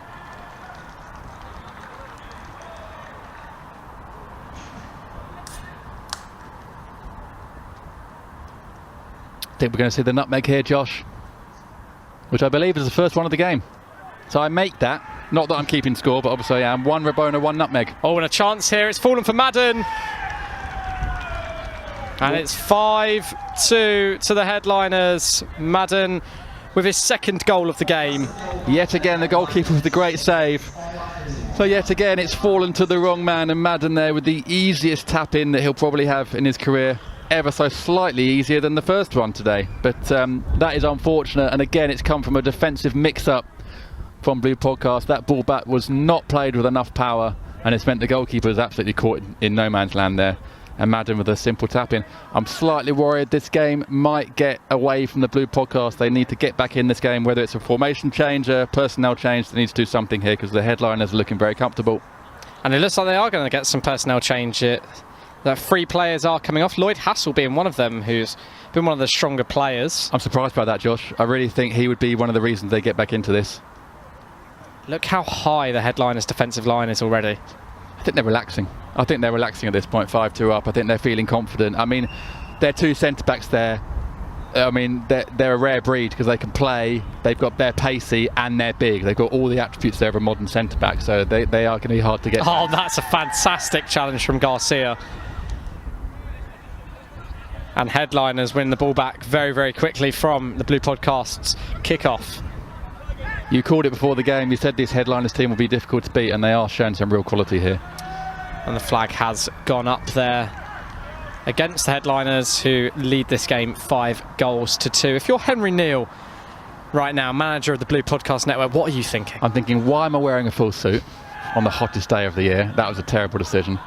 I'm probably thinking they're a bit unlucky, to be honest, because the last 2 goals, it's just the ball falling to the wrong person. But I would be slightly disappointed in my forward line. I don't think they've done enough. I don't think they've been clinical enough.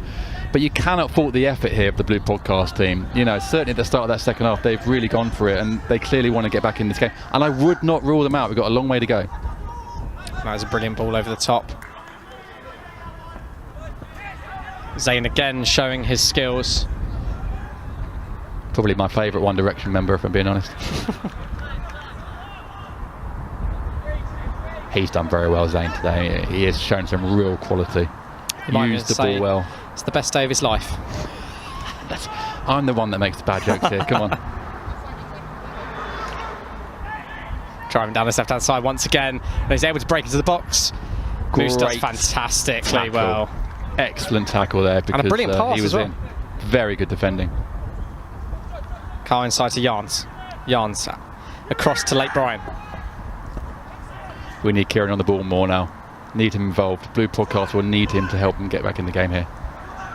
And it's a good chance here. Tom McLeave. Oh! He has to score. Josh, he has to score that. It's brilliant play from the Blue Podcast, and to be fair from McLeave, it's a lovely movement into the box. He's in exactly the right position there. He just doesn't open up his foot enough. I mean, it's brilliant wing play there, and he has to bury that. That is a big chance, and you know they need that. That would reduce the score to 2. They can't be missing chances like that. But it's good football. No, it's definitely one that he's going to look back on after this game and think that potentially could have got us back into it, but it remains headliners 5, Blue Podcast Network 2. as the headliners attack once again. It's a big chance. It's a big, big chance. I mean, I've missed worse, I'll be honest, so I can't really comment, but he'd have wanted to score that, definitely. Good ball over the top. Can the Blue Podcast Network deal with it? It looks like it'd be nice and simple for the goalkeeper in the end, who we have mentioned plenty of times has had a fantastic game today. I mean, weirdly, for a guy that's let in 5 goals, arguably man of the match, yeah. which is mad. But he's really kept headliners out many times with some brilliant. I think it's the point blankness, not a word, of the save that's really been impressive. Madden tries to play through Beach. It's cleared away and defended well by the Blue Podcast Network in the end. They come again, though, headliners. Massey goes for the strike, blocked by Carlos. They're looking confident. Headliners looking very confident. I mean, you would do it 5-2 up, but I think they smell blood here. They think they can see some more goals. Kian plays a wonderful ball over the top. The flag will stay down for now. Carl able to just outstrength Connor there. Great defending from Connor. Well done, because I tell you what, he was facing the wrong way. He was facing every way but the right way, and he did very well to recover there and get that ball out, because that was a dangerous situation. Here comes Lake Brian again.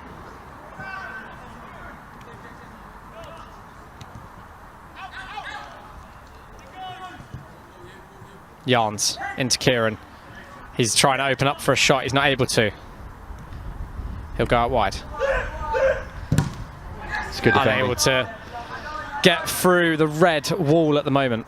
It's good defending from headliners there. You could see that Kian just wanted it to open up a bit more to shoot there. Oh, and it's a fantastic vision to play across from a Lake Brian to another Lake Brian. And look for a free kick there. Don't think they're going to get it. He's given a goal kick. That is mind-boggling from Pundit. I am convinced that was a foul. It's either a foul. Well, it is a foul. There's nothing else more than that. It is a foul. I tell you what, I mean, that is terrible defending. Obviously, it's not in the box, so it's not a threat for a penalty. But it was almost like he was waiting for the ball to go out to give the foul, and then Zane, brilliant again. And he'll continue going. Can he make it 6? Oh, he got too confident in front of the goal there. It opened up so well. All he had to do was open his body up and put it in the far corner, and he's got a little bit too overconfident there and gone for the chip. I'm not even sure it was on, but I tell you what, the way he went through that defence, I mean, it's like a knife through butter. It's such a magnificent run, and he's just very unfortunate with that again. And I don't think Val, the Italian striker, was too happy there. He was looking for the squared pass across, but can you blame Zane for being selfish with the confidence he should have? The way he's playing, I mean, he deserves the chance. It's the wrong technique, but fair play to him. But look at some of the skills in these headliners, boys. I mean, centre backs are playing out like sort of prime Rio Ferdinand. I mean, they are really enjoying themselves at this point. It is always great to see, as you mentioned, all these creators coming together who potentially haven't met each other before, never played with each other before, but to play like this. And the Italian striker goes for goal. It's a worry how good they are at football, this lot, isn't it? Like, it is. If TikTok was around when I was 20, I'd like to think that I'd be in one of these these YouTube Sunday teams and clips and stuff. But I tell you what, I was nowhere near as good as any of these kids on the pitch today. They are absolutely brilliant. Some of the skills we're seeing are, I mean, we're genuinely probably not far from non-league of the ground that we're at. So they're really putting on a show today.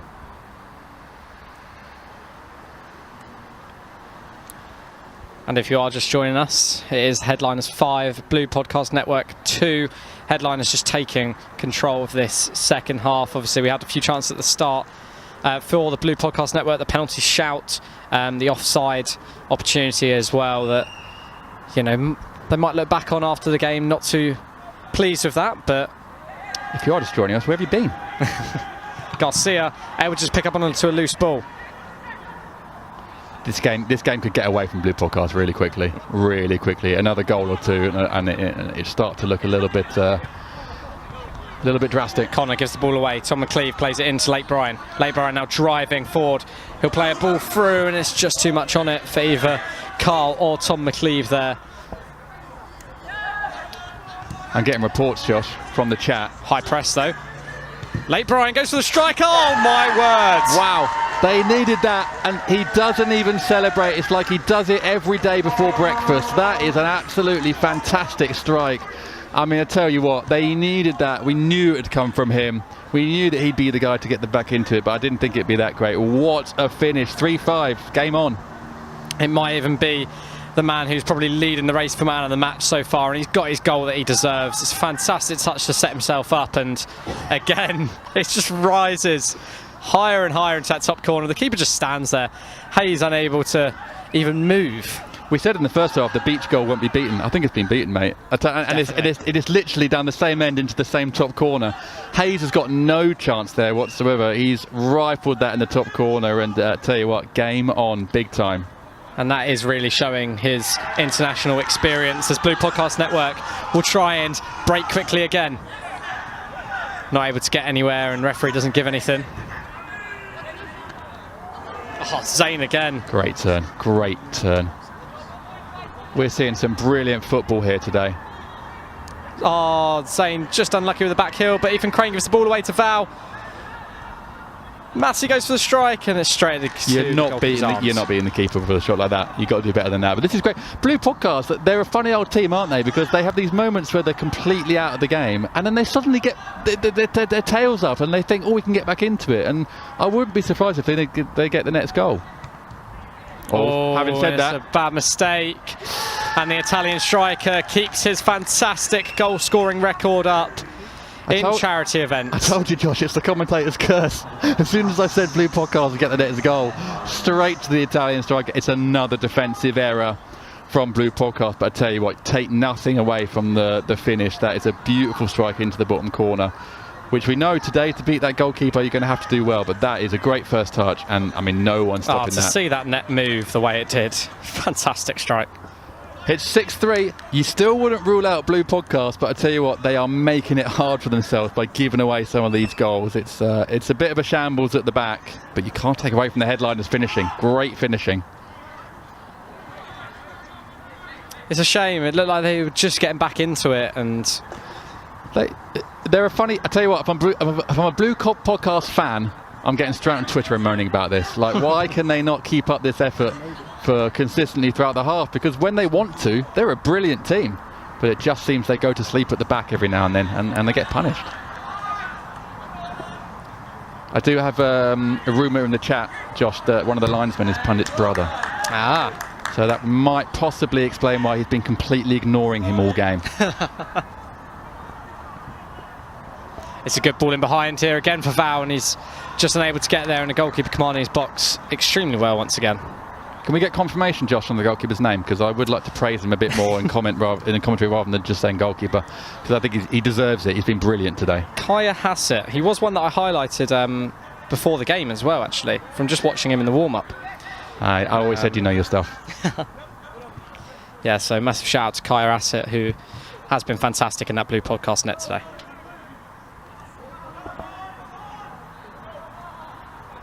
Playing a risky game, aren't they, Blue Podcast? If they get picked off there, it's another chance for headliners. But if they can get through, like they have. Jamie going for a shot himself. I don't think that was on. He had Kieran and Tom there next to him, and I think that was I think the pass was on there more than the shot, to be honest. But you have to admit, the way that they're trying to play the ball, Blue Podcast, through the lines and keep it short, it is effective. They just got to be a little bit more clinical going forward. But again, I wouldn't rule them out. There's only 3 goals.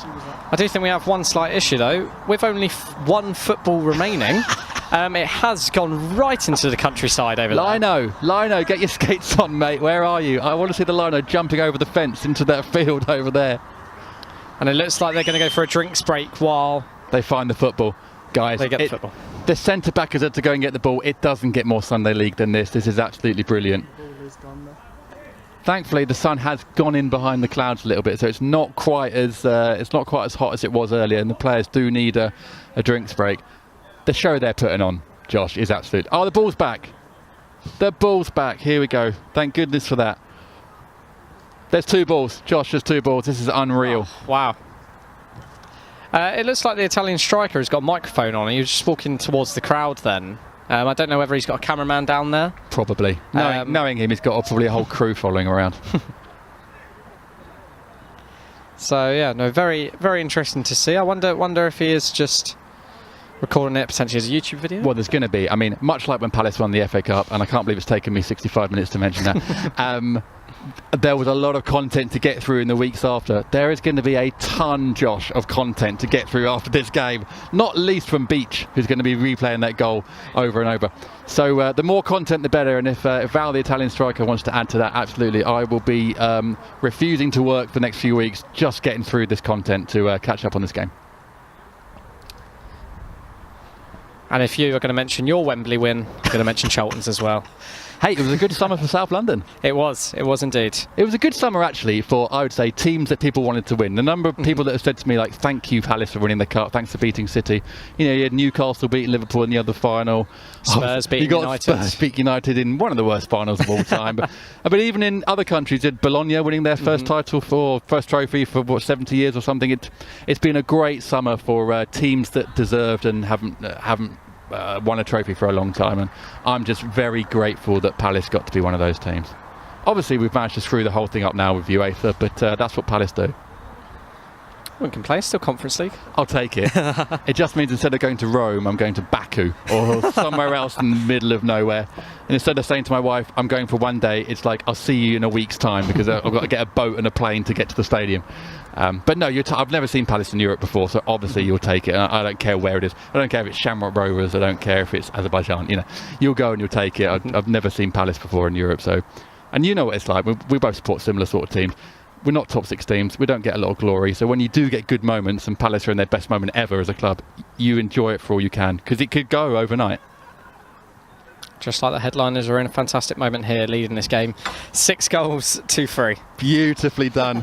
Thank you for reining me back in there, Josh. Back to the matter at hand. Now, I mean, headliners done very well today. Some of the quality we've seen, you know, the likes of Zane and Beach, you know, there's some good players out there really showing their skills. But as I said, I just don't rule out the Blue podcast yet. There's some grit. There's some grit and determination in that team, and whether it takes one flying into someone's backside or whatever, like I wouldn't rule them out. And if they get the next goal, it could be very interesting. Looks like the players are beginning to come back onto the field. Pundit has just blown his whistle.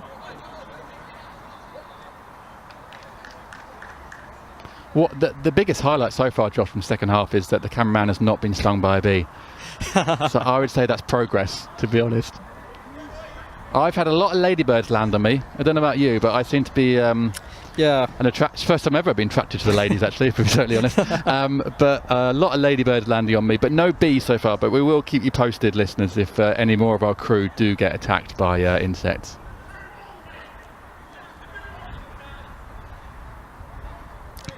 Jensen down on his knees there to Pundit.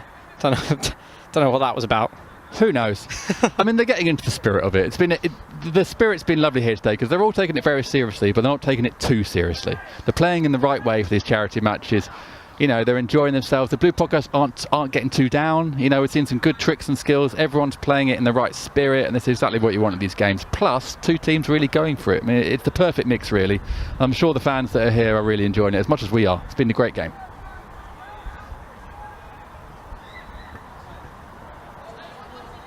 Looks like the headliners have 12 players on the pitch right now. I knew it. I knew they'd do something like that.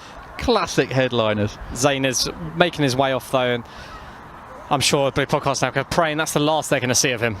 He's been brilliant today. I mean, he's been absolutely fantastic.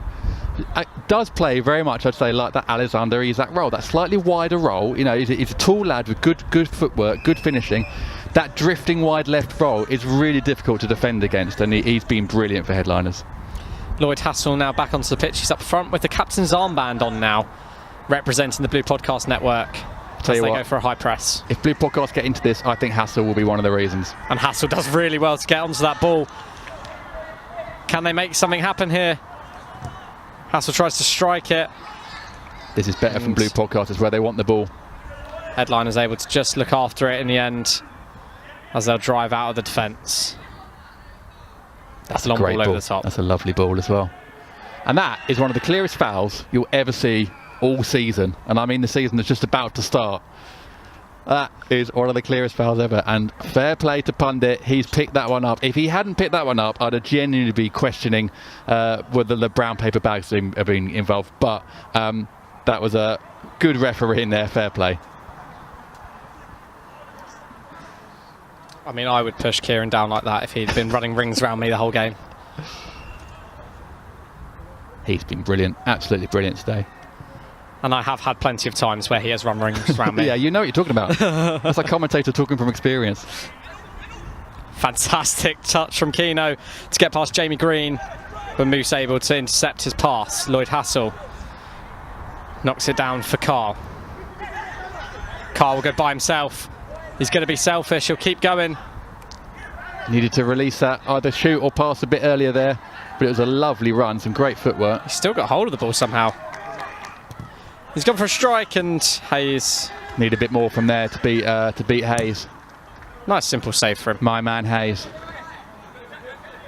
Keno again coming down his left-hand side. Tries to get past Jamie Green again. He's unable to. The problem with Beach wearing this camera on his head, it looks like he's got sort of football at 2, down the mines at 4.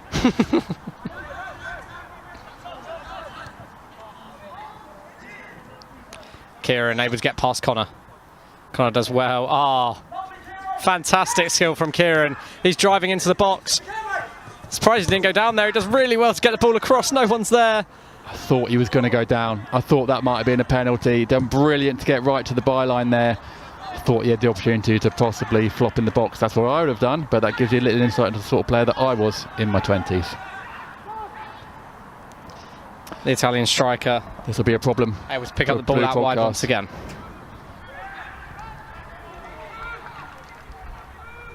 I'm just so impressed with the effort these players are putting in and the skill they're showing deep into the second half in very challenging conditions. Some of the tackles there, Pitinho with 2 brilliant tackles, and that is, you know, we're an hour into this game now. It's very hot out there. These players are very much giving a great account of themselves. And this was the chance here from Kieran Lake Bryan, just driving down. It looked like Connor got a hand on him there, but he does really well to. It's just not fall enough. through. The hand's not enough, is it, really, to go down there? But the problem is when you're that close to the byline and that close to goal, you've got to make it count. You've got to find a teammate that has to really go in the box there. But it's great footwork from Kieran. But I mean, it's the least we expect now from the last hour of football he's put on. Great display. They opt for a short corner here with the headliners. It's drilled across the box. It's flicked on, and oh wow, what a fantastic goal that is for the headliners. It's a fantastic flick from KS Football, and Daniel Ogwen just able to get a nice, simple finish for the headliners. It's the third tap in this half for the headliners, but you have to say they've all been pretty well executed goals. I mean, that is almost, and again, I'm delighted to say this as commentator, off the training ground, I would say, Josh. But it's a beautiful move. The flick at the front post, and he's done really well to find a bit of space in the box. Could you argue the Blue Podcast could have defended better there? Maybe, but you can't take away from the skill and the finish there from headliners, and that's 7-3. Yeah, that is a fantastic flick, isn't it? And it's just a nice, simple finish for Ogwan, who's just representing that number 10 role really well there. Hey, I tell you what, you want your number 10s involved in goals, don't you? And that's exactly what he's done. That's a lovely goal. Headliners have got some real class on show here today. I think this might be the moment where the game possibly gets away from the Blue Podcast. As you say, we can't rule them out with their energy and their desire, but the headliners are starting to show some real class here now. Yeah, with only 12 minutes remaining before injury time, it is pretty safe to say that we might have our winners already. Massey goes for a ball over the top. Kian Harper does a fantastic job to defend it, and the headliners have a throw-in in the attacking third. Just like to remind everyone that Josh Fishwick in the chat has said that if Lloyd scores, he will do a super chat. So hasn't yet. We do need Lloyd to stay on the pitch. I wouldn't rule it out. I think he's been great so far, but that would be lovely if we could get a super chat from Josh there. Looks like a foul throw's been given. Headliners do have the ball in the back of the net, but Pundit is blowing for something. I'm going to put it out there, Josh, actually. I think even if Lloyd doesn't score, I think Josh should do a super chat anyway, just for charity. Just putting it out there. Yeah, I do think he should. There's a free kick that's been given. Even though the headliners did score, referee looks like he has given that right on the edge of the area. If that was a penalty, we really could have seen the end of the game there. My fizzy water is so hot. and so flat. It's absolutely disgusting. Anyway, back to the game. I suspect there might be a training ground routine or something here. I think headliners will take the chance to do probably something a bit special here. They're looking very relaxed. They're looking very confident. Obviously, they're up by 4 goals and we've got 10-12 minutes left with injury time. I think we're going to see a bit of showboating from the headliners here. I think they probably think they've got this game wrapped up. That's because I probably have. I think they probably have, to be honest. But as I say, like I still wouldn't rule Blue Podcast out. But I think this game is, as the clock ticks down, starting to probably get away from them a little bit. Garcia's going to be standing over this one after Massey got the one in the first half. Slightly wider angle this one, but be interested to see what Garcia does from this. It's well blocked by the wall. Was that wall the regulation 10 yards? I feel like that the wall was about a yard away from them, to be honest. Yeah, it did seem a little bit close, but did the job. All you got to do when you're in the wall is stand up and block the ball, and they did a good job. Beach unable to get there, and the goalkeeper just able to hold on to that ball. I'm delighted to say, Josh, that your namesake, Josh Fishwick, has done his super chat regardless of Lloyd scoring. Josh Fishwick, you are a legend. Thank you very much for supporting the charity here today. That's brilliant. That's what we're all here for. So you're a top bloke. And I tell you what, it's another goal. It's a fantastic header. I'm not sure which one of them got onto that in the end, whether it was Beach or Garcia. It looks like Garcia is taking the plaudits for that one, but what a fantastic cross that was. And they are really running away with it now. Massey with some fantastic skill, just able to shift it onto his right, and it's just a beautiful cross. It is Garcia. That's one of those crosses that are very hard to defend against. You put it in that back stick position, and all you got to do is run onto it and get your head on it and a bit of power. And to tell you what, that's a great goal. Keeper and defenders have got no chance of that. Headliners 8-3 up. They are enjoying their football out here today now. We would love to start seeing through in the comments your man of the match shouts for today's game as well. We'd be interested to see what you guys, the fans, think of who deserves the man of the match from today's first ever Blue Podcast Network charity event. I think there'll be some votes for Zane. I think Massey, to be honest. I mean, good assist there. I think he's been very consistent. There's quite a few Blue Podcast guys that I'd say, but I mean, to be honest, for the score as it is, it's probably hard to overlook a headliners player. I think both centre-backs have been very good. But yeah, let's get your man of the match shouts in the chat, and then I'll disagree with them in about 10 minutes. Superfan 678 said the pundit is his man of the match. I don't quite think I agree with that. He's done all right. He had a dodgy 10 minutes in the middle of the game. The Italian striker tries a bit of skill there. He's not able to get past the Blue Podcast defence. Done well to get onto it though. Garcia down in the box there, I think possibly wanting a penalty, but we've gone on. Touches down for Massey with first time volley. It's ended up going into the bar. I tell you what, that deserves man of the match. That deserves man of the match. To get it in, he's got it in the open door that goes to the bar. That is unbelievably impressive. I hope that in true sitcom style, someone was carrying a tray of drinks and that ball went into them. I would love it. I don't think we've got a camera in the bar, but I'd love it if we did to see who that hit. But I'll tell you what, Massey, he probably could do that if he tried again, but that was unbelievably accurate.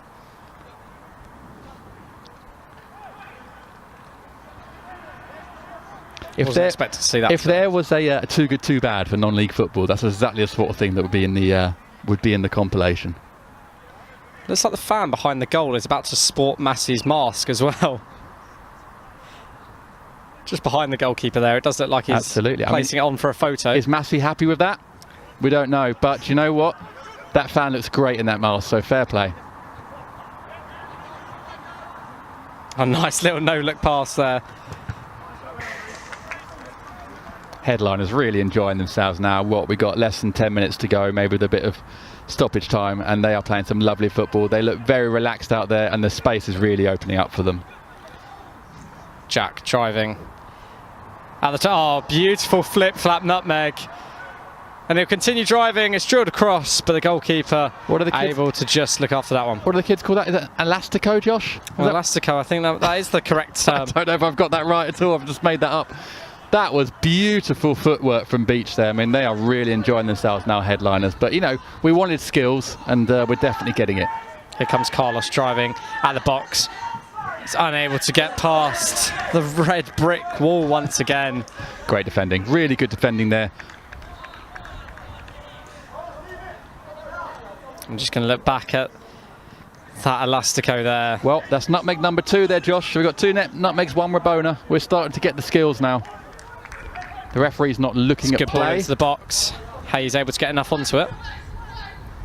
Crane goes up for it, unable to get there, and goes to that's probably a foul, but I think Pundit's given up on refereeing now.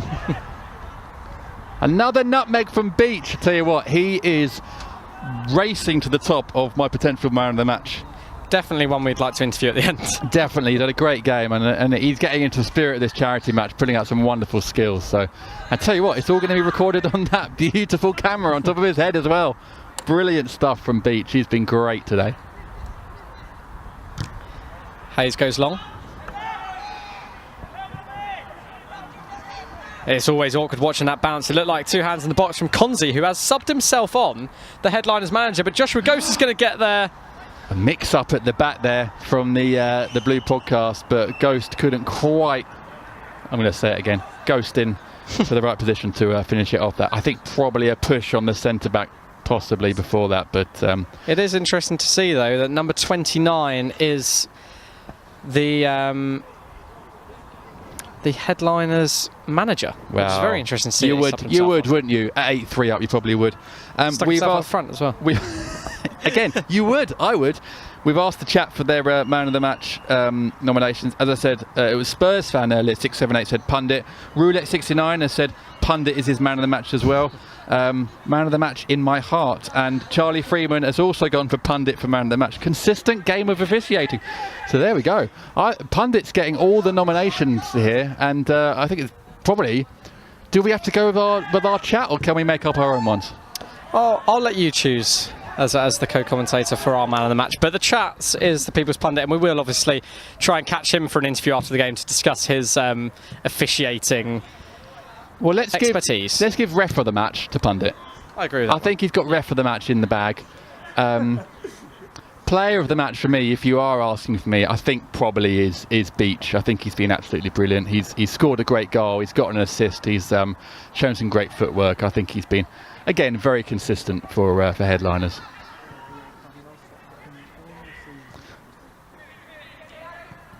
But I do think there's been some great performances from a lot of players. You know, there's been even on the Blue podcast team. I think there's been, Kian in the middle has been great. So there's been some good performances from a lot of players. But Beach has really driven them forward today. Also looks like the Blue podcast manager is also on the pitch. As the headliners attack once again, they're searching for those double digits. But Jans will now counter-attack. The 2 founders of the Blue Podcast Network up front together right now in Tom McLeave and Harry Neal as well. Harry's taken his very lovely and fetching grey suit off. The referee has given an offside. I think that's offside. I tell you what, I think that's... I mean, I don't want to say a dodgy decision, but I think he's given up on refereeing at this point. He knows he's got player of the match from the chat, and I think he's just enjoying himself, but I think that was a bit harsh. And Massey here, who has had a fantastic game. Will he get a second? Takes it round the keeper. He's still trying to dribble it in. And he scored. Well, that is what we call taking the P. I mean, he's rounded everyone there about 5 times, Massey. The mask is on. He has been brilliant. I tell you what, I mean, that goal might even possibly push him up for man of the match with Beach. They've both been brilliant and very consistent for their teams today. Yeah, he's definitely my shout for man of the match. Massey has been fantastic, and it's one huge reason as to why he's in the Inter-Legends squad as well, playing with plenty of ex-pros in that team. He's had some fantastic opportunities off that. He is a fantastic player, and it's brilliant to see him showing that. And he gives a nice little high five to the goalkeeper as he walks back to the halfway line as well. We like that. That's the spirit of the game. I did like the way he pushed Ghost out of the way as well. I mean, it could have been a tap in there for Joshua Ghost, but Massey was like, absolutely no way. I've dribbled around half the team. I'm going to finish this one off. But he's been brilliant. Oh, he's gone for a volley. And again, Blue Podcast Network just not able to take those chances. I mean, it sat up for him nicely. You know, why not? Why not go for it at this point from there? But no, almost out for a throw in there. It kind of sums up their attacking in this second half. They were brilliant, the Blue Podcast, in the first 5-10 minutes, but it just hasn't gone their way for the rest of the half. That's a foul. The pundit remembering that he has a whistle that he hasn't really used for the last. No, I think he's 5 just minutes or so. enjoying sort of like getting a bit of a tan in the centre of the pitch. I don't think he's that fussed about refereeing anymore, but he couldn't ignore that. That was definitely a foul. Here comes Massey again, who is really enjoying himself today. Tries to get his hat-trick and just can't keep that one down. It'd be interesting to see whether the headliners can get that 10th goal. I think he was trying to get it into the bar again, actually.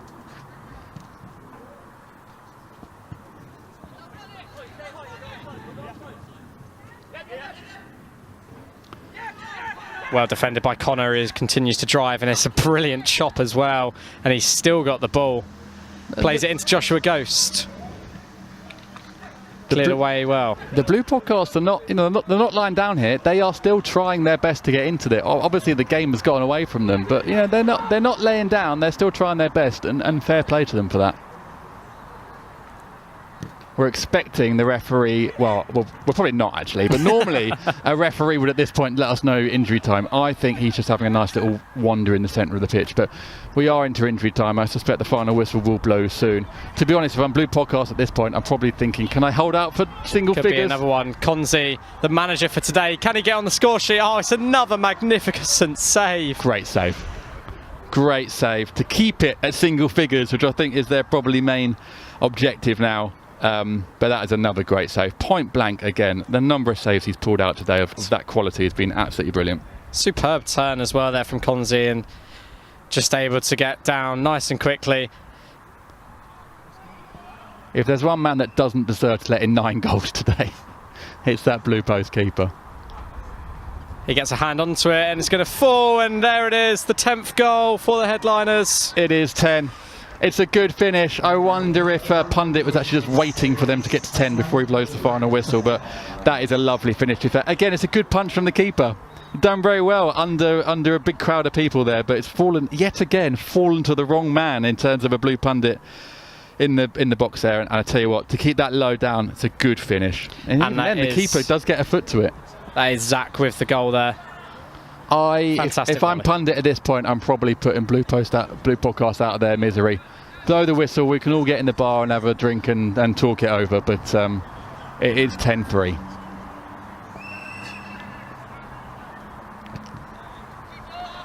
And we are just awaiting the full-time whistle. I'm sure it will come within the next minute or so. He's had a quick glance at his phone. I mean, they're worthy winners, Podcast, and headliners. I know that's a very obvious thing to say at 9-3, but they have been very, very good. The quality they've shown has been brilliant here today. And oh, brilliant feat. Oh, and there's another nutmeg. That's filthy. The whole bench going crazy. That's our 4th nutmeg of the day. And that is absolutely disgusting. Headliners really enjoying themselves out here today. And why not? They're 10-3 up, but they are really having a great time. And they are the headliners for a reason. Absolutely. Great block in there. Well done. You can't fault the Blue Podcast's effort and desire here. It just hasn't been enough in terms of the quality up top. Massey in again for his hat-trick. Oh, how's that not gone in? I thought Ghost was going to poke it in at the far corner, and it's just gone all the way through. That's absolutely incredible. It's not gone in. I mean, at this point, it doesn't matter. It literally doesn't matter, but that was literally inches away from going in. Do we think that Pundit has forgotten his watch for the second half? Oh, he's ready to blow the whistle. Is it a free? Yeah, he's blowing the free kick. I was waiting. Does for he know that some of us got families to get back to? I said I'd be back for my kids' bedtime. It's not going to happen. Lino just had a little look at his watch as well.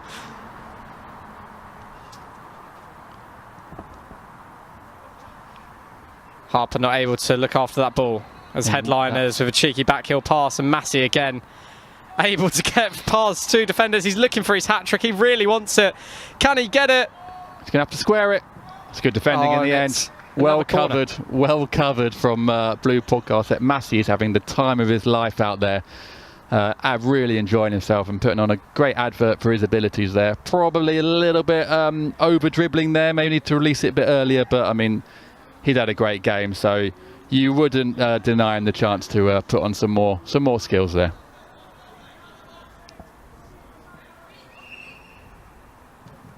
So this will be the last attack of the game.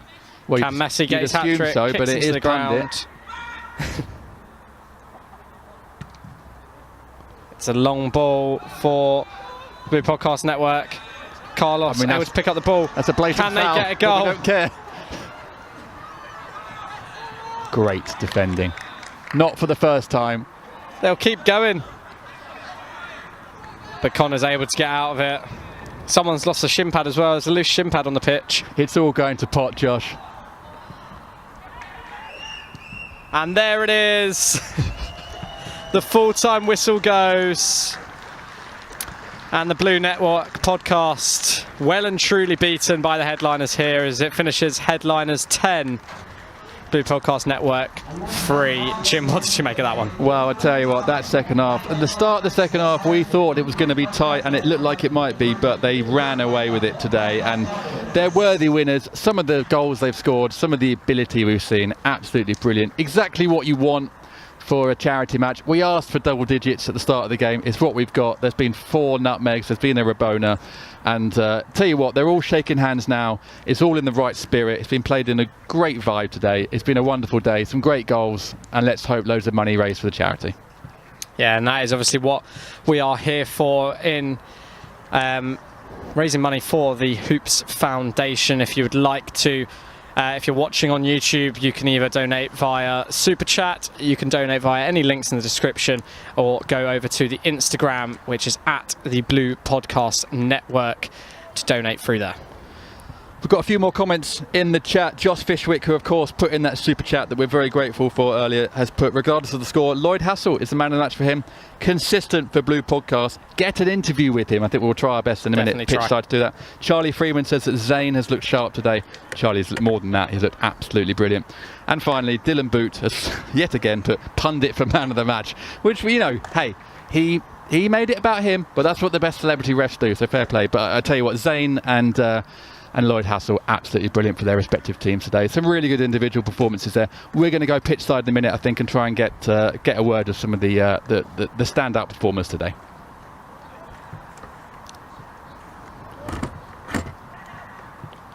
And as you can see on your screen now, you can watch all the goals, all the highlights from today's game. We'll be joining you pitch side with some of the players as we partake in the celebrations. We'll see you very shortly.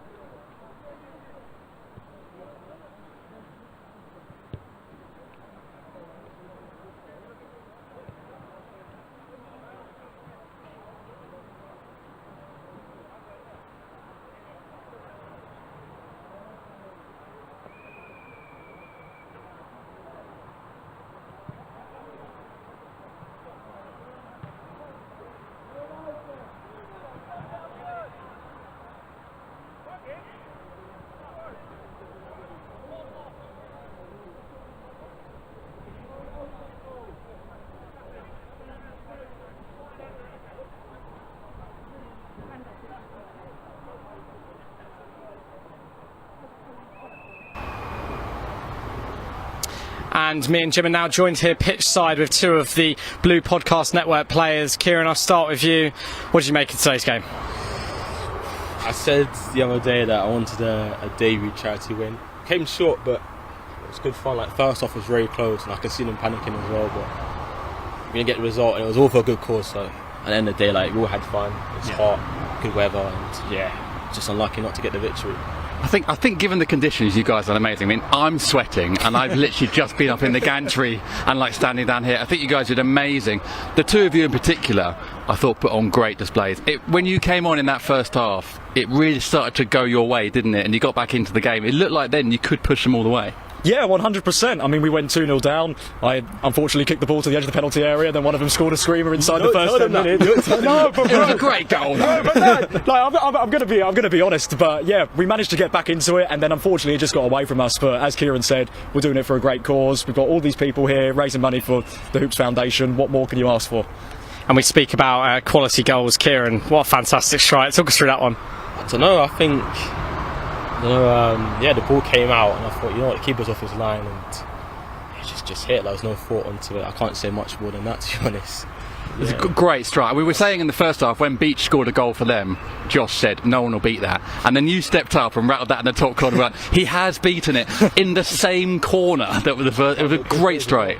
Yeah, great finish. Talk to us, Lloyd. Talk to us a bit about playing with this guy today, because a lot went through him. He was absolutely brilliant. Mate, he's ridiculous. Like, he just gets the ball and he just glides past people, or just nudge him off, or just anything like that.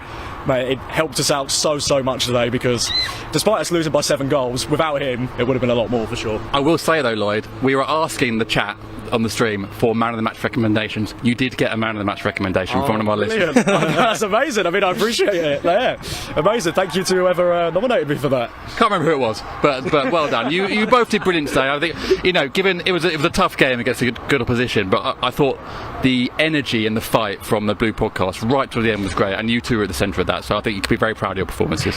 Yeah, definitely. Well done. Thank you, guys. Thank you very much. Cheers. Thank you so much. Cheers, boys. Thank you. Thank you.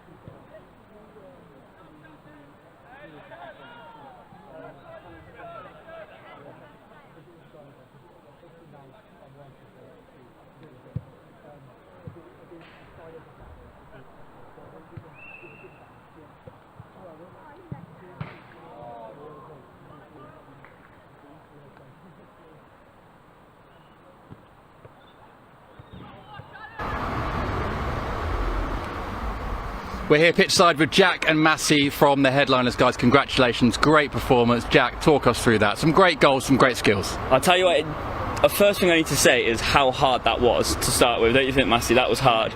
But I think after that first half, it was a bit close. Second, I think we just washed them away, really. You look like towards the end there that you were really enjoying yourselves. I mean, some of the skills you were pulling out, some of the skills you done about 4 nutmegs in about a minute. You look like you were really enjoying yourselves. It was really fun. It was really fun, definitely. And Massey, you were sort of one of the man of the match shouts as well. What did you make of your performance today and the team's performance as well? To be fair, I don't think I'd have been able to do it on my own. So with the players that I had in my team around me, it made it a lot more easier than it looked. What do we think, guys? How many times do you think Jack is going to be watching the footage back of his goal later on? Now, talk us through that. It's set up nicely for you, but you've still like rattled that in the top corner. Yeah, just in that position, you just have to smash it. Did you tell him I had a deflection? No. Did it? No. Than that, top corner straight away. Well, you're very lucky because the angle did not make it look like there was a deflection at all. So it looked very clean. But I mean, you both played so well today. I thought you really put on a great performance. Your goal at the end there, Massey, where you've rounded literally every player and the fans and the pundits and the referees and the guys in the bar. I mean, that was a great goal. And his cross, by the way, for Lewis's goal. Yeah, that was a good really cross nice. as well. Yeah. You must be pleased with your performance. I always like to give 100% to be fair, but yeah, I'll be honest, I was quite pleased with my performance today, especially in this heat. It's an absolute killer. I feel like I've lost about 10 stone. Not that I had any. And also the Mars celebration, do you have any meaning to that, or is that just a new thing today? To be fair, it kind of went with the kit, Squid Games. Yeah, I thought while we was out there today, we sort of bossed it, like the people doing the red in Squid Games. And I don't know whether you noticed your volley that ended up in the bar as well. Perfectly in that door. I don't think you could do that again. Do you know what, I called it before the game. I said whoever gets it in there, the first round's on them. So there you go. You've We'll now be said, in there. you've We'll said be that in there on with camera you. now, so you don't have to do that. I mean, guys, and obviously it's all for a good cause today. And watching from the gantry, it looked like everyone was enjoying themselves. Like the attitude, the vibe was good. But the same down on the pitch. 100%. Yeah, I think everyone enjoyed it. No matter win, lose, anything. I think everyone enjoyed that game today. It was really fun. Well, you guys are brilliant. Congrats on the win. It was close in the end, just the 7 goals in it, but you have managed to win. Well done, and thanks for putting on that display today. Thank you. Cheers. Appreciate it.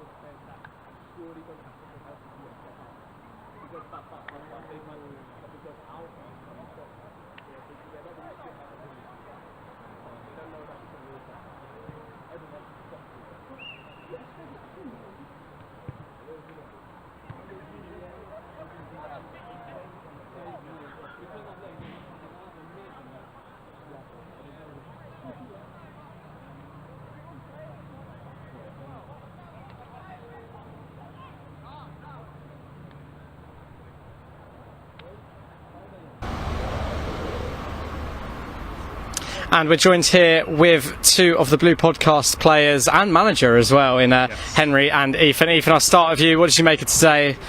Well, first of all, great day for charity, raising a lot of money, selling all the tickets, and obviously everyone's having a good time. And those who didn't get to score, well, many of us on our team, not very many of them on their team, did a penalty shootout, like scored mine, so pretty happy. I'm happy with my performance.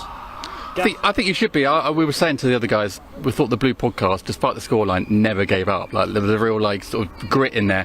Obviously, the quality in there maybe sort of did that. But there was a point in the first half where you came back into it. Looked like you could get something from it. Yeah, I mean the first half was actually really close. I was like, oh, okay, cool, let's do this, let's go. Every single one of my players went out there today and put 100% effort in. That's the first and most important thing I can ask for. Maybe a slight drop in quality between the two teams, but I mean it's a charity event. The most important thing apart from effort is just doing this for the cause and what we're here for. Like I say, it's a charity match, it's not the Premier League or Champions League final or anything like that, so let's focus on the positives. Let's focus on the money we've raised for footballing projects across Oxford today, the effort that all of the players put in. People are having fun right now, taking penalties, everyone's going to come off of the pitch with a smile on their face. They've had a cool event, got to do this kind of thing, which is rare, and yeah, positives. You've done a great job putting this on. It's been a fantastic event and everyone's had a great time. We've had a great time commentating and watching it. How does it feel to finally get out of your suit and into a football kit? Weird. This is the first time we're doing it? Yeah, I think so. I don't play football very often. I'm not the athletic type, but I felt I needed to. From them last 10 minutes. I was watching the comspot thing with you guys. I was thinking, oh no. Oh, no, you had a chance to score though, just on the edge of the box. Yeah, a little bit, but it is what it is. I say it's not really my forte, but I thought I've got to try it. I've got to go out there and earn the kit. But yeah, I say it's all about the players today. Did a fantastic job. So yeah, fair play to the headliners as well for winning. Fair play. It was a great day, great performance. I thought you guys tried really hard. Some of the football on show was absolutely brilliant. Some of the skills, we were counting the nutmegs and stuff. But it was great. That's what this day is all about. And I think everyone's had a great day. And I think you guys should be really proud of what you've done for charity here today. And roll on next year. Yeah. Oh no, we'll be back. Won't we? Oh, happy. Just the rematch has to happen. Yeah, the rematch. We'll have to rejig the teams a bit, mate. Yeah, I'm liking their number 4. See who we can get. But no, it's 100% 2026. We're coming for you. It's going to be bigger, better. Everything's going up. Brilliant. Well, thanks, guys. Great day. Well done, guys. Thank you very much.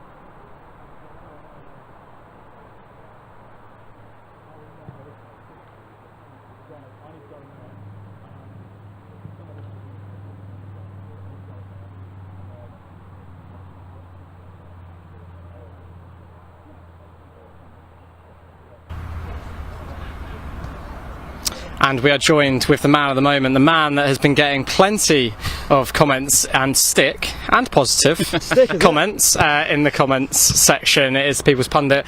What was that like refereeing today? Oh God, you know what? I came here and it was a proper rivalry. Like honestly, back and forth. I had to lock in for the game, but it was a good game for the neutrals. And I think the Reds did run away with it, but it was a good game, 100%. Pundit, talk us through the outfit choice for today. It got a lot of love on the chat. Oh, I'm hoping it did get a little bit of love. It's a referee one. Usually it is for boxing, I'll be honest, but I do like to wear it for football just to stand out a bit. Not because I'm the main guy, just fashion, mate. You can bring fashion to a bit of refereeing. A lot of people are wondering when you're doing your Foot Locker shift. I get it all the time. It's frustrating, but I don't work at Foot Locker. But shout out Foot Locker because I do like their shoes. That's one way to get a brand deal, isn't it? Yeah, that'd be class, honestly. Foot Locker, yeah, no. And there was a few penalty shouts as well in that game. You only gave one. Did you think that was the right decision? I think I made the right decision. A lot of the boys were giving a little bit of that. 50-50 maybe, but he did catch him. There was contact, and I had to give that. The other one is a little bit less contact, which I let off. But like I said, lots of difficult decisions today to make. Just had to lock in and try and make the best decision I could. I thought you did well. You know, it's tough game, tough conditions. Yeah. I'm sure there's a lot of back chat from the players that we couldn't hear while commentating, but I'm sure you could. Disappointed you didn't get your cards out more? Did you bring cards with you today? I did. I've got the yellow and red cards. You weren't tempted to get them out more? Yeah, obviously charity game, do you know what I mean? But I did get a half yellow card out at one point, just for the elbow. It was a half yellow. Had to come out for a little bit. But I like to let it play, you know, I like to get the game, keep the game flowing, keep the game playing as long as possible, and that was it really. And just to comment on some of the quality today, I mean, some of the goals and the skills were right up there, weren't they? I think one of the goals, two of the goals are absolutely class actually. Unbelievable, yeah. I think the second goal was really good, and then one in the second half was brilliant as well. So yeah, there's a lot of good players on the pitch, honestly. And Josh, should we just ask Pundit, I mean, a lot of comments on the chat about you today, a lot of love for you. So any comments for your fans out there in the chat that were watching today? Well, I just want to say thank you to everyone who tuned in to the game today. Honestly, great cause. Honestly, just to watch the football was absolutely brilliant. Thank you for all the love. Thank you for all the love for the players as well. Because they were the main players. They put on a show, 100%. Everyone who came out. So thank you, legends. You were brilliant, mate. Star of the show today. Well done. Thank you, mate. I appreciate it. Thank you very much. Thank you, mate. Thank legends. You.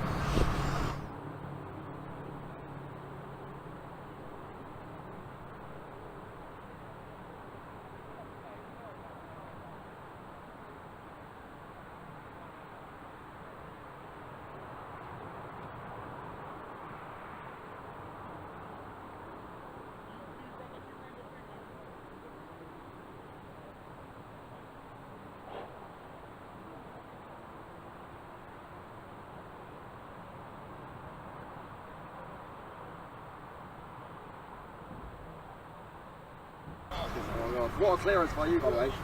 Yeah, that was the highlight of the game, I think. And we are here with our final pitch side interview of the day. Tom, what did you make of today, and overall, not just the game? I'm very happy with the event that we've organised to kind of see it come into fruition over 3 months, over such a short period of time, and have this event come through. It was fantastic, and also to raise a lot of money for the Hoop Foundation is it's all we could ask for, really. I think you guys should be really proud. I mean, it's been a great event. I mean, we were saying before, the vibe has been lovely. Everyone's played it in the right way, but also the football was really good. I mean, there's some great quality from both sides today. Unfortunately, slightly more for the other team. I feel like the defences were shown. One was very good. One was okay. Had their moments. But at the end of the day, it's to come together, play some football, raise some money for charity, and yeah, I couldn't be happier. And just a message to anyone, we had loads of people watching, some great comments in the chat, people being very supportive, a lot of love for the Players Pundit, unsurprisingly. Just your message to anyone watching of how they can continue to get involved and donate, and what they can do if they're watching and wondering. So there should be a link for our donation Just Giving somewhere, if not on our Instagram at the Blue Podcast Network. All the tickets that were bought will go towards the charity as well. And yeah, thank you very much, guys, for watching. It's been a pleasure. Well, we've loved it, haven't we, Josh? We've had a great Definitely. time watching this. Thanks to everyone that put this on today. Thanks to you guys for watching. Josh, it's been a pleasure with you, even though you are a Charlton fan. It has been quite fun. I'll leave you for the final sign-off, but thanks to everyone for today. It has been a brilliant day at the first ever Blue Podcast charity event, and I'm sure there'll be plenty more. We'll see you again next year. Thank you very, very much. Oh, we've got something. There will definitely be another one next year. There you go. There's confirmation. We'll see you next year. To sign off with. And Tom, massive congratulations. I know how hard it is to get these events going, and to see it all come down to this. It was a magnificent event, so well done. Thank you very much for watching, and we'll see you next year. Cheers. Bye-bye.